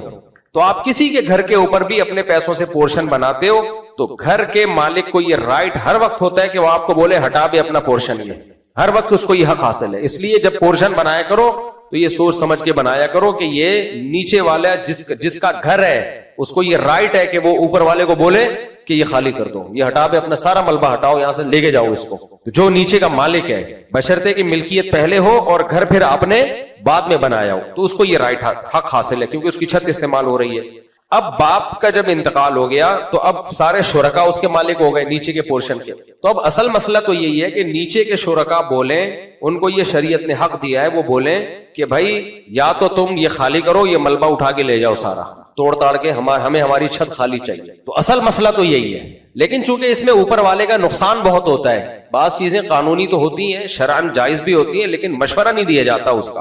تو اب ہم فتویٰ جب اس کا لکھتے ہیں تو یہ لکھتے ہیں کہ سب شرکا کو یہ حق حاصل ہے کہ وہ یہ بولے کہ بھائی سے کہ تم یہ گھر تم خالی کرو, ہم یہ وراثت میں تقسیم نہیں کریں گے, ملبہ توڑ کے لے جاؤ, یا ملبے کی قیمت ہم سے لے لو اور یہ پورشن اب ہمارا ہو گیا. گھر کی قیمت نہیں بلکہ کس کی قیمت, ملبے کی قیمت, کیونکہ تم بھی ملبہ توڑ کے جاؤ گے تو ملبہ بکے گا نا, تمہارا ملبہ ہی بنتا ہے اب, تو ہم سے ملبے کی قیمت لے لو اور یہ گھر ہماری ملکیت میں دے دو. لیکن چونکہ اس میں نقصان بہت ہے اوپر والے کا جس نے پورا پورشن بنایا ہے, تو ہم جب فتویٰ لکھتے ہیں تو اس میں لکھتے ہیں کہ اصل تو یہی ہے. یہ اصل اس لیے لکھتے ہیں کہ اوپر والا چوڑے میں نہ آئے, وہ یہ سمجھے کہ اب جو بھی نیچے والے جس پہ بھی راضی ہو گئے نا وہ ان کا احسان ہوگا. اصل تو ان کو حق ہے کہ وہ مجھے کہے کہ توڑ تاڑ کے خالی کرو. تو اب دوسرا رائے یہ لکھی جاتی ہے مشورے کے طور پر, وہ یہ لکھا جاتا ہے کہ جس نے اوپر والے پورشن میں پیسہ لگایا تو اب اس کو ہم اگر آپ توڑنے کا حکم دیں گے تو اس بھائی کا نقصان بہت ہے, تو صلہ رحمی کا تقاضا یہ ہے کہ اوپر والے کی پورشن کی کوئی قیمت لگا لی جائے اور اس کو وہ قیمت دے کے پورا بنا بنایا پورشن اس سے خرید لیا جائے اور پورے مکان میں شامل کر دیا جائے اور پھر پورے مکان میں وراثت کو تقسیم کر دیا جائے. یا اس کے علاوہ کوئی اس سے ملتا جلتا کوئی بھی حل ہو تو وہ ہم 4-5 ان کو جو وارثین ہیں ان کو ممکنہ صورتیں لکھ کے بھیج دیتے ہیں کہ بہتر ہے اس پر, ان میں نہ نیچے والوں کا نقصان ہوتا ہے نہ اوپر والے کا نقصان ہوتا ہے. بھائی اصل مقصد تو یہ کہ نیچے والے کو بھی نقصان نہ ہونا, تو ایسی پھر ہم چند کنڈیشن لکھ کے دے دیتے ہیں, بھائی یا تو اس پہ عمل کر لو, یا اس پہ عمل کر لو, یا اس پہ عمل کر لو, یا اس پہ عمل کر لو. اس میں دونوں کا کوئی نقصان نہیں ہے. اور پہلی صورت بھی جائز ہے کہ نیچے والے بولے خالی کر, تو جائز ہر جائز کام کرنے کا نہیں ہوتا, اس میں بیچارے کا بیڑا غرق ہو جائے گا. لیکن یہ لکھا اس لیے جاتا ہے کہ اس کو پتا چل جائے کہ اصل تو یہی ہے, لہذا وہ سلو پہ آسانی سے آمادہ ہو جائے گا کہ میرا گھر اگر بچ رہا ہے اور مجھے اس کی قیمت مل رہی ہے تو چپ چاپ کر کے لے لو, ورنہ وہ بڑی بڑی قیمتیں لگا رہا ہوتا ہے. میرے تو 6 کروڑ لگ گئے, میرے تو 6 کروڑ لگ گئے, میں تو 7 کروڑ سے کم نہیں لوں گا. تو ایسے بدماش کو بتایا جائے گا بھائی تیرا حق تو ملبے میں ہے, کسی اور کی زمین پہ چھت پہ تو نے گھر بنایا ہوا ہے, جس کی چھت ہے اس کو یہ حق حاصل ہے, توڑ تاڑ کے لے جا. تو پھر وہ انسان کا بچہ بنتا ہے, بولتا ہے جتنے مل رہے ہیں اتنا لے لو. یہ ہو گیا میرے بوئی. اس لیے اوپر والے پورشن میں گھر بنانے سے پہلے نا کسی مفتی سے مشورہ لے لیا کرو. لوگ دنادن خرچ کر رہے ہوتے ہیں, بعد میں جب مسئلہ آتا ہے تو آنکھوں کے سامنے اندھیرا آنے لگتا ہے. تو جب تم کسی کی زمین پہ گھر, یہ لوگوں کی زمینوں پہ بھی لوگ گھر بنا رہے ہوتے ہیں. زمین جناب بڑے بھائی کی ہے, چھوٹے بھائی نے گھر بنا دیا اس میں. اب بعد میں دماغ مفتیوں کا بھی کھایا ہوا ہے کہ وراثت کیسے تقسیم ہوگی. وراثت ایسے تقسیم ہوگی کہ نیچے کے بھائی کی زمین ہے, تم نے اگرچہ اس کی اجازت سے گھر بنایا ہے, بن گیا گھر, لیکن اس کو یہ ہر وقت حق حاصل ہے, وہ بولے میری زمین خالی کر, اپنا گھر لے کے جائے یہاں سے. تو نارمل حالات میں تو وہ یہ نہیں کہتا, کوئی قیمت طے کر لیتے ہیں, لیکن جب لڑائی ہوتی ہے تو پھر وہ یہ کہتا ہے, جب لڑائی ہوتی ہے جھگڑا ہوتا ہے پھر کہتا ہے ہٹا, پھر مفتی اسی کا ساتھ دے گا جس کی زمین ہے. نہیں آ رہی سمجھ میں بات. میرا نام محمد یوسف ہے اور میرے باپ کا نام. دیکھو یہ مالی معاملات میں نا بہت سیدھا رہنا چاہیے. میں نے پتا ہے کیا وصیت نامہ جو لکھا ہوا ہے میں بتاتا رہتا ہوں نا, تاکہ آپ لوگ کو بھی عبرت ہو. اب ظاہر ہے میں جب مروں گا تو اتنے پیچھے وارثین ہوں گے, تو ان کو جھگڑے سے بچانے کے لیے, حالانکہ مجھے امید ہے کوئی نہیں جھگڑے گا آپس میں انشاءاللہ, لیکن ہم تو پورا انتظام کریں نا. میں نے گھر کی چیزوں کا بھی لکھا ہوا ہے کہ کون سے گھر میں کس کی چیز کس کی ہے. تو اس میں نے لکھا ہوا ہے کہ میرے گھر میں جتنا سامان ہے وہ جو زوجہ اس گھر میں رہ رہی ہے سارا اسی کی ملکیت میں ہے, تاکہ اس میں وراثت کا مسئلہ ہی کھڑا نہ ہو کہ ملکیت میں دے دیا سارا فرنیچر, فریج, چولہے مولے جو بھی ہے. میں نے کیا قبر میں لے کے جانا ہے بھائی, جس زوجہ کا ہے وہ سارا فرنیچر اسی کا ہے. تو اب میں مروں گا تو بھائی اس میں تو وراثت ہے ہی نہیں ہے, تو گھر والوں کا ہے. وہ جب مریں گے تو پھر وہ ٹینشن, وہ میرے مرنے کے بعد جو مرضی ٹینشن ہے میرے اس سے کیا لینے دینا. ہمارے لیے تو الگ سے ٹینشن کھڑی ہوئی ہوگی آخرت میں کہ بخشش ہو جائے. یعنی وہ ٹینشن سے بچنا تو میرے بس میں نہیں ہے نا. میں تو یہی کر سکتا ہوں کہ میں جب مروں تو میرے مال میں کوئی جھگڑا نہ ہو. تو میں نے بتایا ہوا ہے کہ بھائی جب میں مر جاؤں, وصیت لکھی ہوئی ہے, جب میں مر جاؤں گا تو پہلے سے, مرنے کے بعد نہیں کہ میرے مرنے کے بعد یہ ان کا ہے, پھر یہ نہیں ہوتا. مرنے کے بعد تو پھر وراثت ہے, پھر وصیت باطل ہے ابھی سے. تو میں نے کہا میرے جس گھر میں جو بھی گھریلو سامان ہے وہ سارا کا سارا اسی زوجہ کو میں نے ابھی ملکیت میں دے دیا ہے. جو زوجہ جس گھر میں رہتی ہے وہ سارا سامان اس کو ابھی. یہ وصیت جائز نہیں ہے کہ میرے مرنے کے بعد وہ اسی زوجہ کا ہے, کیونکہ زوجہ تو وراثت میں حقدار ہوتی ہے, اور جو وراثت جس کو ملتی ہے اس کے لیے وصیت شرعن باطل ہوتی ہے. اس کے لیے آپ 1 روپے کی بھی وصیت نہیں کر سکتے کہ یہ اس کو دے دیا جائے. تو میں نے وصیت کی ہوئی ہے بھائی, میں مر گیا تو پہلے سے میں بتا دوں یہ ساری چیزیں میری ملکیت سے خارج ہے. جتنی گھر میں چیزیں وہ سب گھر والوں کی ہیں, سوائے اس کے کہ کوئی پیسے ویسے لاکر میں رکھے ہوئے ہوں یا کہ الماری میں ایسا نہ وہ سب اٹھا کے ابھی صحیح لے لے. پتہ چلا میں گھر میں گیا, شلوار کی جیب میں ہاتھ ڈالا, پیسے ہی نہیں ہے. گھر والوں نے کہا, آپ نے کہا تھا جو کچھ گھر میں ہے وہ سب. تو میری شلوار کی جیب سے جو پیسے, یا قمیض کی جیب سے جو, شلوار میں تو جیب نہیں ہے, قمیض کی جیب سے جو پیسے نکلے وہ کس کے ہیں؟ وہ میرے ہیں. تو یہ اپنے لیے بھی آسانی رکھو, گھر والوں کے لیے بھی آسانی رکھو بھائی. تو یہ سب چیزیں پہلے سے لکھ کے رکھنی چاہیے, ورنہ اتنی کنفیوژن ہوتی ہے. زیور بھی ہے, جو بھی کسی کے پاس ایسا نہیں جائے. ہاں سر میرے ذاتی کپڑے کس کے ہیں؟ وہ میرے ہیں, تاکہ میں عزت سے پہن تو سکوں نا. لوگ بولے کہ بیوی کی پاجامہ پہن کے گھوم رہا ہے, بیوی کی قمیض پہن کے گھوم رہا ہے, وہ پھر کیا عزت, ٹوپی جہیز کی ہے, ایسا نہیں ہے. یہ سب جو ذاتی چیزیں وہ میری ہیں. حتیٰ کہ ابھی کیا بتاؤں, زیادہ نہیں فری ہو مجھ سے. میرا نام محمد یوسف ہے اور میرے پاپا کا نام محمد وسیم ہے. میرے پاپا کو بھی دوسری شادی, پاپا کو کبھی دوسری شادی ابو کا کام ہے کرنا. پاپا دوسری شادی یہ ڈیڈی اور پاپا کا کام نہیں ہے, یہ ابو کا کام ہے. سمجھ رہے ہو, یہ دیسی لوگوں کا کام ہے, ڈیڈی پاپا. لیکن بعد ان کے پاپا ہیں, ان کو دوسری شادی کا شوق ہے. میری امی اور پاپا کی طلاق ہو گئی تھی, ہم 4 بہن بھائی ہیں. میری دوسری امی نے فارسی میں اپنا نام ڈلوایا ہے جبکہ اصل ماں کا نام ہوتا ہے. غلط ہے, بالکل حرام کام کیا. نہ باپ کی ولدیت چینج کرنے کی اجازت ہے, نہ ماں کا نام چینج کرنے کی اجازت ہے. اب ہوا یہ کہ ان کی والدہ کو ڈیورس ہوئی تو جو سوتیلی ماں کا نام ہے فارسی میں اوریجنل ماں کے خانے میں ڈال دیا, گناہ کبیرہ ہے. اوریجنل ماں کا نام ہمیشہ رہے گا, اوریجنل باپ کا نام ہمیشہ رہے گا. جبکہ اصل ماں کا نام ہوتا ہے, بڑی بہن کی شادی کے لیے فارسی میں سگی ماں کا نام چاہیے ہوتا ہے. تو باپ نے نادرا کے بہت لمبا خط لکھا ہے میرے یار, یہ تو آپ نے پورا لمبا چوڑا خط لکھ دیا. بہرحال نادرا میں نام چینج کروائیں اور جو بھی اس کی قانونی کاروائی پوری کریں. یہ کبیرہ گناہ ہے, جائز نہیں ہے. اور جب بہن کی شادی ہو تو بھی اصل والدہ کا نام والے ڈاکومنٹس جمع کرائیں، اس میں جو ممکن ہے جتنا ممکن ہے کریں۔ مفتی صاحب مجھے آپ سے پوچھنا ہے کہ میرا دل کبھی نماز میں لگتا ہے اور کبھی نہیں، کبھی اچھا کام کرنے کا دل کرتا ہے اور کبھی نہیں، یہ انسان کی فطرت ہے، کبھی نماز میں دل لگتا ہے کبھی نہیں لگتا، یہ سب کے ساتھ ہوتا ہے۔ تو یہ دنیا میں کوئی ایسا ترم خان نہیں ہے جو ہر وقت اس کا نماز میں دل لگا رہے، تو سب تو پھر سارے نمازی نہ بن جائیں۔ پھر تو جب دل لگے تو یہ اللہ کی نعمت ہے، نہ لگے تو اللہ کی طرف سے آزمائش ہے، اس میں دگنا ثواب ملے گا۔ تو ان چیزوں میں مت پڑو کہ دل لگ رہا ہے کہ نہیں لگ رہا۔ غلام کا کام ہوتا ہے جو ٹاسک اس کو دیا جائے اس ٹاسک کو وہ پورا کرتا ہے۔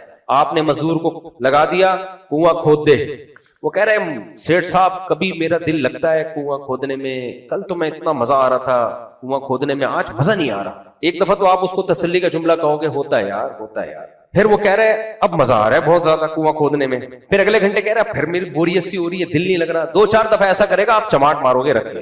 بولے گا انسان کا بچہ بن، کنواں کھود، جو تجھے کام لگایا نا وہ کھود، تیرا دل لگے نہ لگے جو کام ہے اس کو فوکس کر۔ دفتروں میں بھی ایسا ہی ہوتا ہے، آپ کمپیوٹر کے سامنے آ کے بھیجے باس سے کہہ رہا دل نہیں لگ رہا، دو چار دفعہ بولے گے باس بولے گا بھائی میرے جو کام تجھے دیا ہوا ہے وہ کرے یار، جو چیک تجھے دیا ہوا ہے کیش کرانے کے جا کے کرا کے آ۔ اسلام میں مذہب میں آ کے یہ سارے مسائل شروع ہو جاتے ہیں، نماز میں دل لگ رہا ہے، نماز میں دل نہیں لگ رہا، عبادت میں مزہ آ رہا ہے، دعا میں مزہ آ رہا ہے۔ نہیں بھائی مزہ آئے نہ آئے، آپ نے کام جو اللہ نے ٹاسک دیا اس کو کیا کرنا ہے، پورا کرنا ہے، ایسی کی تیسی۔ تو اسی یہی تو ہے عبادت۔ کسی نے اچھا بعض لوگ یہ بھی کہتے ہیں کہ ہمیں تو عادت پڑ گئی ہے نیکی کی، تم یوز ٹو ہو گئے ہیں، اب تو وہ جذبہ ہی نہیں رہا، اب تو نماز کی عادت پڑ گئی ہے۔ ایک آدمی نے مولانا تھانوی سے کہا مجھے تو نماز کی عادت پڑ گئی، تو عادتاً یہ کام کر رہا ہوں، عادتاً، وہ جذبہ تو ہے نہیں۔ انہوں نے کہا اگر اچھے کام کی عادت پڑ جائے تو کیا برائی ہے اس میں؟ یہ تو خوش ہو یار اچھے کام کی عادت پڑ گئی ہے۔ لوگوں کو چرس پینے کی عادت پڑ جاتی ہے، شراب پینے کی عادت پڑ جاتی ہے، تجھے نماز کی عادت پڑ گئی ہے، سبحان اللہ۔ ایک موٹیویشن اسپیکر ہے، اچھی باتیں کرتے ہیں، لیکن ایک بات انہوں نے عجیب و غریب کی کہ بچے کو جب آپ کوئی اچھا کام کروا کے انعام دیتے ہو تو بچے کو انعام کی عادت پڑ جاتی ہے اور پھر وہ بغیر لالچ کے کام نہیں کرتا۔ تو ٹھیک ہے ہمیشہ انعام دینا ٹھیک نہیں ہے، لیکن بچے کو کاموں کی عادت ڈالنے کے لیے نا اگر کوئی انعام دے کے عادت ڈالی جائے اس میں کوئی حرج نہیں ہے۔ عادت پڑنے دو، بھلے لالچ میں ہی پڑ جائے، بھلے لالچ میں ہی پڑ جائے، کیونکہ جب عادت ایک دفعہ پڑ جاتی ہے نا پھر لالچ نہیں بھی ہو تو کرتا ہے آدمی کام۔ تو عبداللہ ابن مبارک بہت بڑے محدث گزرے ہیں، بہت بڑے بزرگ گزرے ہیں، یہ عربی کے بہت بڑے عالم تھے، عربی زبان کے، شاعری بہت جاندار، محدث فقیہ۔ تو ان کے والد نے بچپن میں ان کو جو دین کا علم سکھایا ہے نا وہ جنت کی لالچ میں نہیں پیسوں کی لالچ میں سکھایا ہے۔ ان کو ان کے والد کہا کرتے تھے عربی کا ایک شعر یاد کر لو 1 درہم دوں گا، جیسے 1 روپیہ دوں گا۔ کہتے تھے میں لالچ میں ایک شعر یاد کرتا تھا 1 روپیہ ملتا تھا، ایسے پیسوں کی لالچ میں کہتے ہیں میں نے اتنی شاعری عربی کی یاد ہو گئی کہ خود شاعر بن گئے، عربی زبان کے ماسٹر بن گئے۔ پہلے زمانے میں تو یہ عربی سیکھے بغیر تو کوئی مانتا ہی نہیں تھا نا، تو خود کہا کرتے تھے تعلمنا العلم لغیر اللہ او کما قال، کہ میں نے علم حاصل کیا غیر اللہ کے لیے، دنیا کے لیے، لیکن جب علم آیا تو اس نے میرے دل سے دنیا نکال دی۔ سمجھ میں آ رہی ہے بات؟ یعنی علم حاصل کیا تو بچپن میں لالچ تھی، پیسے ملتے تھے، لیکن جب علم آ گیا نا تو اس علم نے پیسوں کی لالچ بولو نکال دی۔ یعنی جب علم آ گیا نا ایک دفعہ تو اس نے تو دنیا کی محبت نکال دی۔ تو علم آئے گا تو پیسوں کی لالچ بچے سے خود ہی نکل جائے گی، لیکن آنے تو دو، کسی بھی طرح سے آ جائے بھائی، بھلے پیسوں کی لالچ دے کے آ جائے۔ بچے جنت کی لالچ میں کم آتے ہیں اور ٹافی کی لالچ میں زیادہ آتے ہیں، ان کو جنت سے سمجھاؤ گے ان کو سمجھ میں نہیں آئے گا۔ ان کو تو یہی ہے کہ تھوڑا بہت کچھ پیسے ویسے دے کے کسی بھی طریقے سے اچھے کام کی عادت ڈال دو ان کو۔ اب بہت زیادہ نہ دیا کرو، پھر گٹکے کھانا شروع کر دیتے ہیں۔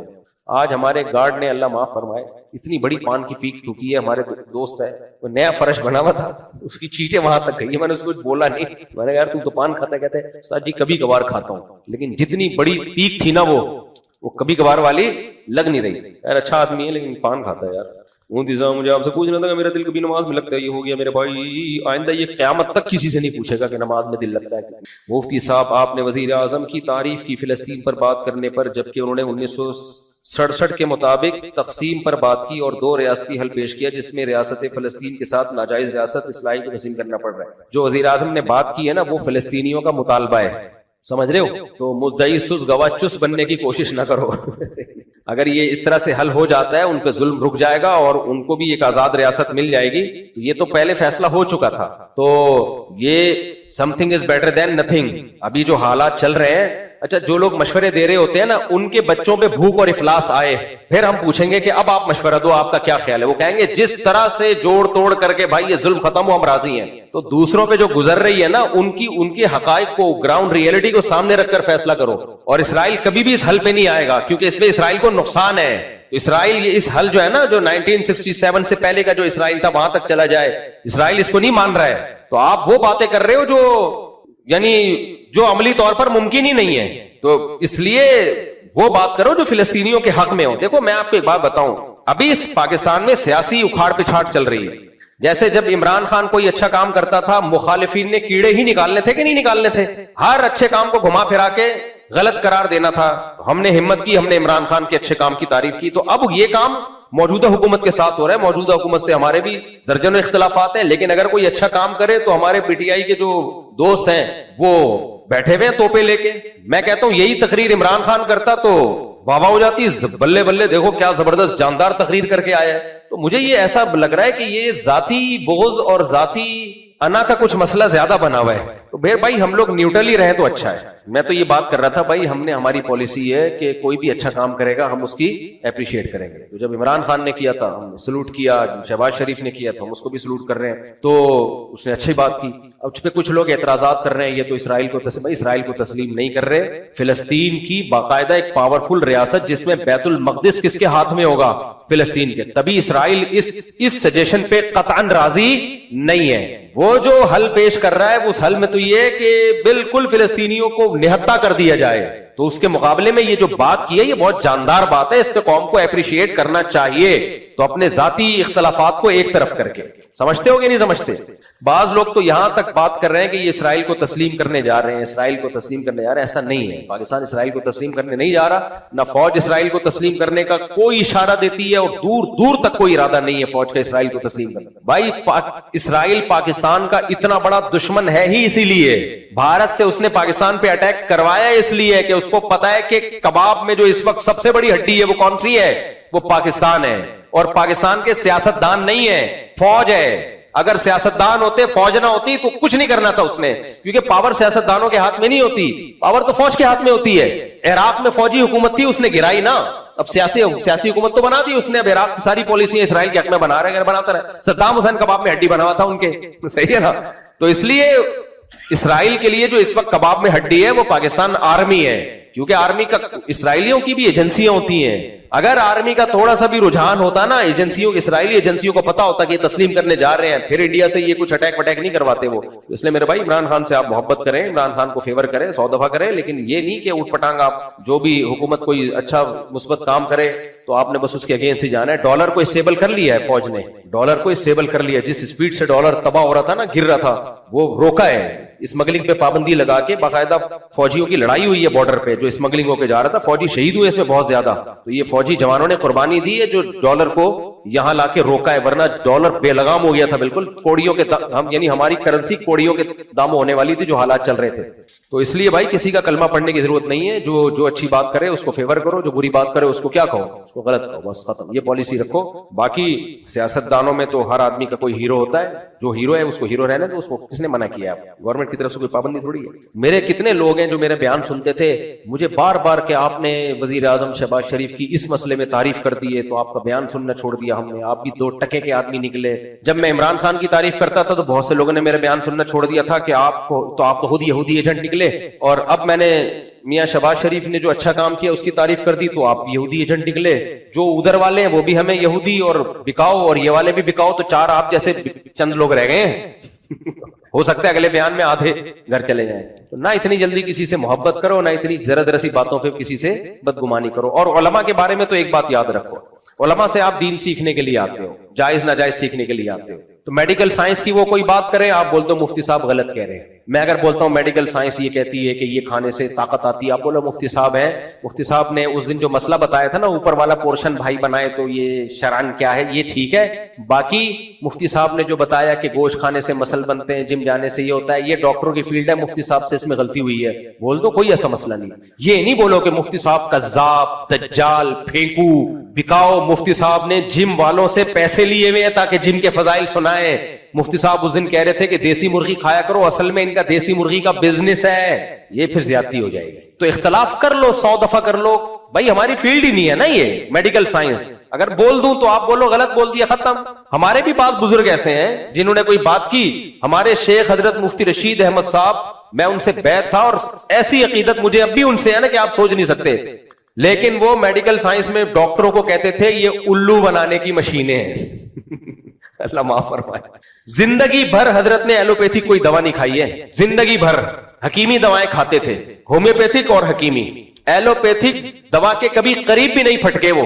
لیکن ہماری رائے یہ ہے کہ یہ ان کی رائے یہ صحیح نہیں تھی، ان سے غلطی ہوئی ہے. اس میں ایلوپیتھک اتنا برا نہیں ہے جتنا ہم اس کو سمجھتے ہیں، بلکہ حکیموں میں فراڈ زیادہ ہے. اور حضرت کی ڈیتھ بھی شوگر سے ہوئی ہے، چیک اپ نہیں کرایا حضرت نے. انہوں نے فرمایا ڈاکٹر کے پاس جانا ہی نہیں ہے، میں گھر میں مروں گا، ہسپتال میں نہیں مروں گا. اور شوگر ہوئی، حضرت مانتے ہی نہیں تھے مجھے شوگر ہے، کیونکہ حکیم آ کے مٹھائیاں کھلا رہے تھے حضرت کو شوگر میں. ہمیں اچھی، میں نے مجھے حکیم کا نام بھی پتا ہے، برفیاں کھلا رہے تھے، حضرت مٹھائی نہیں کھاتے تھے. انہوں نے کہا میں علاج بالمثل کروں گا. علاج بالمثل کا مطلب شوگر ہے تو شوگر سے علاج کروں گا. حضرت مٹھائی نہیں کھا رہے، حضرت کو جلیبیاں کھلا رہے وہ حکیم. تو بھائی بزرگ اپنی جگہ تھے، لیکن ہمارا خیال تھا کہ حضرت کو نہیں تھا، وہ تھے، حضرت کو میڈیکل سائنس پڑھی تھی، حضرت نے ڈاکٹری کتابیں بھی پڑھی تھی، ہومیوپیتھی بھی پڑھی تھی. لیکن کتابیں پڑھنا اور چیز ہوتی ہے، باقاعدہ ڈاکٹر بننا الگ بات. لیکن میں بدگمان نہیں ہوا شیخ و مرشد سے، اب یہ تو جھوٹ بول رہے ہیں معاذ اللہ. نہیں بھائی، وہ انسان ہے یار. جب ہمارے سامنے صحیح مسلم کی ایک حدیث آ گئی کہ پیغمبر صلی اللہ علیہ وسلم نے صحابہ سے کہا کہ نر کھجوروں کو مادہ کھجوروں کے نر کھجوروں کا بھور نہ ملاؤ. صحابہ نے نہیں ملایا، پیداوار کم ہو گئی، کھجوروں کی پیداوار کیا ہو گئی؟ کم. تو صحابہ نے کہا یا رسول اللہ، ہم نے آپ کے مشورے پر عمل کیا، کھجوروں کے بھور، جو نر کھجوروں کا بھور ہم ڈالتے تھے وہ نہیں ڈالا تو پیداوار کم ہوئی. تو آپ نے فرمایا میں تمہاری طرح کا انسان ہوں، میں جب دنیا کے بارے میں تمہیں کوئی حکم دوں تو تم دنیا مجھ سے زیادہ جانتے ہو، جب دین کا حکم دوں تو اس کو فالو کرنا ہے. تو جب پیغمبر صلی اللہ علیہ وسلم نے یہ بتا دیا کہ بھائی دنیا کی چیزوں کو بتانے میں بشر ہوں تو مجھ سے خطا ہو سکتی ہے، تو مفتی اور عالم کون ہوتا ہے جس سے خطا نہیں ہو سکتی؟ اس لیے میں جو آپ لوگ کو ٹوٹکے طبی بتا رہا ہوتا ہوں، لیمن ڈالو اور اس میں اس دن آیا نا میں نے کہ اس میں شہد ملاؤ اور اس میں لیمو نچوڑو اور لیمو کو پانی کے اندر آدھا گھنٹہ ڈال کے رکھو اور اپنے خرچے پہ، گرمی ہے تو ٹھنڈا ٹھنڈا، سردیاں ہیں تو نارمل پی جاؤ، تو ایسا خاندانی صحت ہو جائے گی. تو یہ ٹوٹکا ہے. ہو سکتا ہے کوئی پی کے انتقال کر جائے، سمجھ رہے ہو، یا اس کو ایسیڈیٹی ہو، تیزاب ہو، پتہ چلا وہ السر اس کا کینسر میں تبدیل ہو گیا، کیونکہ لیمن تو السر میں نقصان دیتا ہے. تو ایسے موقع پہ یہ نہیں بولو مفتی صاحب قاتل ہے، جھوٹا ہے، اس کے کسی درس قرآن کی کوئی حیثیت نہیں ہے. دنیا یہی بولے گی بھائی مفتی صاحب نے ایک اپنے تجربہ بتا دیا، آپ ڈاکٹر سے پوچھ لیتے، حکیم سے پوچھ لیتے، اگر وہ بتا دیتا کر لیتے، نہیں کرتے تو مفتی صاحب وہ حکیم تھوڑی ہے. یہی بیلنس بات یہی ہوتی ہے نا، عمل کرنا ہے کر لو، نہیں کرنا ہے نہیں کرو. تو اسی طرح سیاست میں بھی جب میں کوئی بات کر رہا ہوں تو اس میں سیاسی بات ہے بھائی، اس میں ایک رائے ہے، آپ مان لیں مان لو، نہیں ماننا تو اس کا درس قرآن یا فتوے کے غلط ہونے سے تعلق تھوڑی ہے.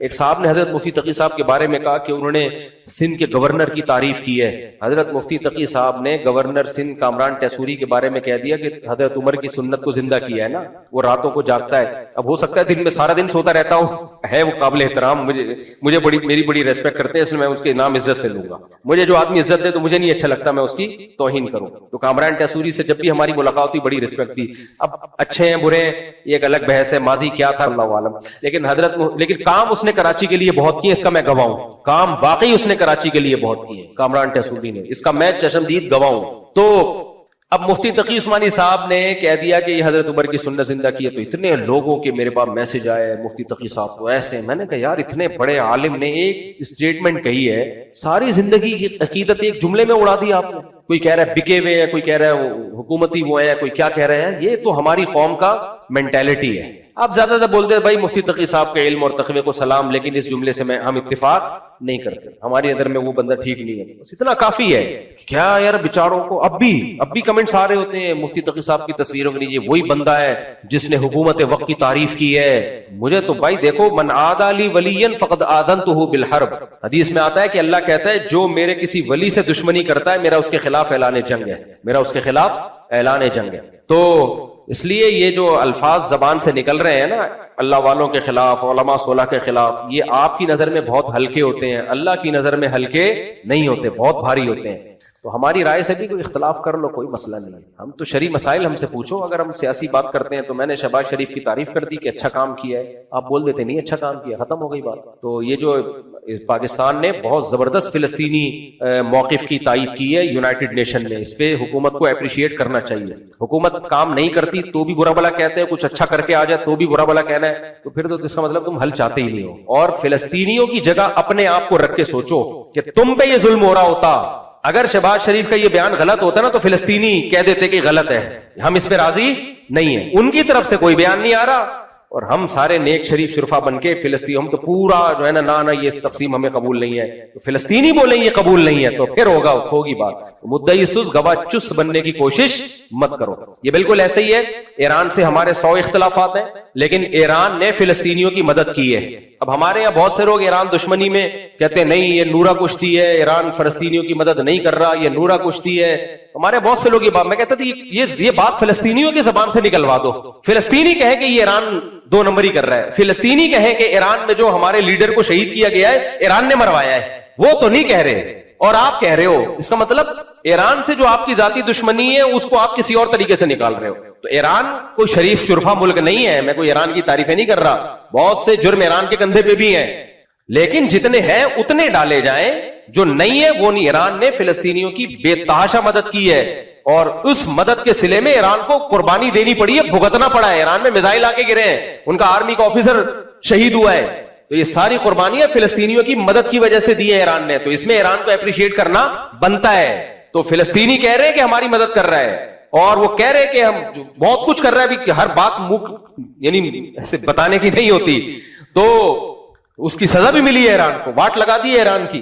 لیکن ہمارے یہاں لوگ کہہ رہے ہیں ہمیں نورا کشتی ہے، خود ہی مروایا ہے، پہلے فلسطینیوں کے لیڈر کو بلایا اور خود ہی مروا دیا، خود ہی ہیلی کاپٹر گرا دیا، خود ہی یہ کر دیا.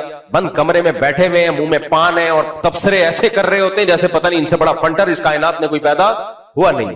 ان کی سورس آف نالج کیا ہے؟ کوئی سورس آف نالج نہیں ہے. تم کس سے ملے ہو یار؟ تم جا کے کسی فلسطینی سے ملے ہو تم جو تمہیں بتا رہا ہو کہ تو فلسطینی جو ہمارے وزیر اعظم نے جو بات کی ہے فلسطینیوں کا، اس کے خلاف کوئی بیان نہیں آیا، لیکن اسرائیل اس کو کسی قیمت پہ تسلیم نہیں کر رہا ہے کیونکہ اس اسرائیل کو پتا ہے میرا اس میں نقصان ہے. اس لیے یہ اچھا اقدام کیا ہمارے وزیر اعظم کی طرف سے، اچھا اقدام ہوا ہے. باقی جو بھی یہ کہا کرے نا نہیں یہ تو غلط تقسیم ہو رہی ہے، تو ان سے کہو ٹھیک ہے تمہارے بچوں پہ جب یہ ظلم ہونا اور بھوکے شہید ہو رہے ہوں اور یہ قحط زدہ حالت میں وہ مبتلا ہوں، پھر تم کہنا کہ نہیں ہمیں وہ یعنی اتنا ایریا چاہیے جو عملی طور پر جس کا امکان ہی نہیں ہے. جن کے بچے شہید ہو رہے ہوتے ہیں، جو بھوک سے تڑپ کے جانے دے رہے ہیں، ان کی زندگیوں کو سامنے رکھ کر آپ فیصلہ کریں. یہ ایک ایسا ہے کہ ایک جگہ ایک صاحب جو تھے نا، ایک لڑکا تھا نکاح کرنا چاہتا تھا، تو لڑکے کے بھائی نے لڑکی والوں کے سامنے وہ شرطیں بیان کی کہ چھوٹے بھائی کو یقین ہو گیا کہ یہ لڑکی والے یہ شرطیں مانیں گے نہیں. اب وہ کہہ رہا ہے کہ یار اس سے تو میرا رشتہ ہی ختم ہو جائے گا. بڑا بھائی کہہ رہا ہے نہیں میں تجھے مروانا نہیں چاہتا، میں چاہتا ہوں ابھی سے یہ شرطیں لکھوا لوں تاکہ بعد میں تو سکون کی زندگی گزارے. چھوٹا کہہ رہا ہے سکون گیا تیل لینے مجھے یہ لوگ ان شرطیں مانیں گے ہی نہیں، میرے تو یہاں شادی نہیں ہوگی. تو یہ بعض دفعہ ایسا ہوتا ہے، وہ کوئی خیر خواہ بن رہا ہوتا ہے، آپ کو کہہ رہا ہوتا ہے کہ بھائی یہ بہت یعنی اس میں یہ ہے، تو اس کو پتا ہوتا ہے بھائی یہ عمل ہی نہیں ہوگا اس کے اوپر، تو یہ میرے ہاتھ سے یہ جو پیکج ہے نا یہ نکل جائے گا. تو اگر یہ حل ہو جاتا ہے تو فلسطینی سکون میں آ جائیں گے. بیت المقدس کس کے ہاتھ میں چلا جائے گا؟ مسلمانوں کے پاس ہوگا. اصل تو بیت المقدس ہے، وہ لینا ہے ہر قیمت پہ. اس لیے میرا خیال ہے کہ شہباز شریف نے اچھی تقریر کی ہے، تو وہ آپ اختلاف کرو 100 دفعہ، کام خاندانی ہو گیا ہے. الٹرا ساؤنڈ پتہ چلے گا بھائی 2 مہینے کا حمل ہے اور بچہ بالکل معذور ہے اور دل کے بال بھی بند ہوئے ہیں، اور تو جان کا خطرہ ہے. ماں کی بھی تو ضائع کروا سکتے ہیں 2 ماہ کا حمل، ایسی شدید مجبوری میں ضائع کروا سکتے ہیں. 22 ماہ کا تو عاقل بالغ ہو گیا، بڑا ہو گیا اس کا مطلب ہے. اچھا 22 ہفتے 5.5 ماہ کا ہے، پھر ضائع نہیں ہو سکتا حمل.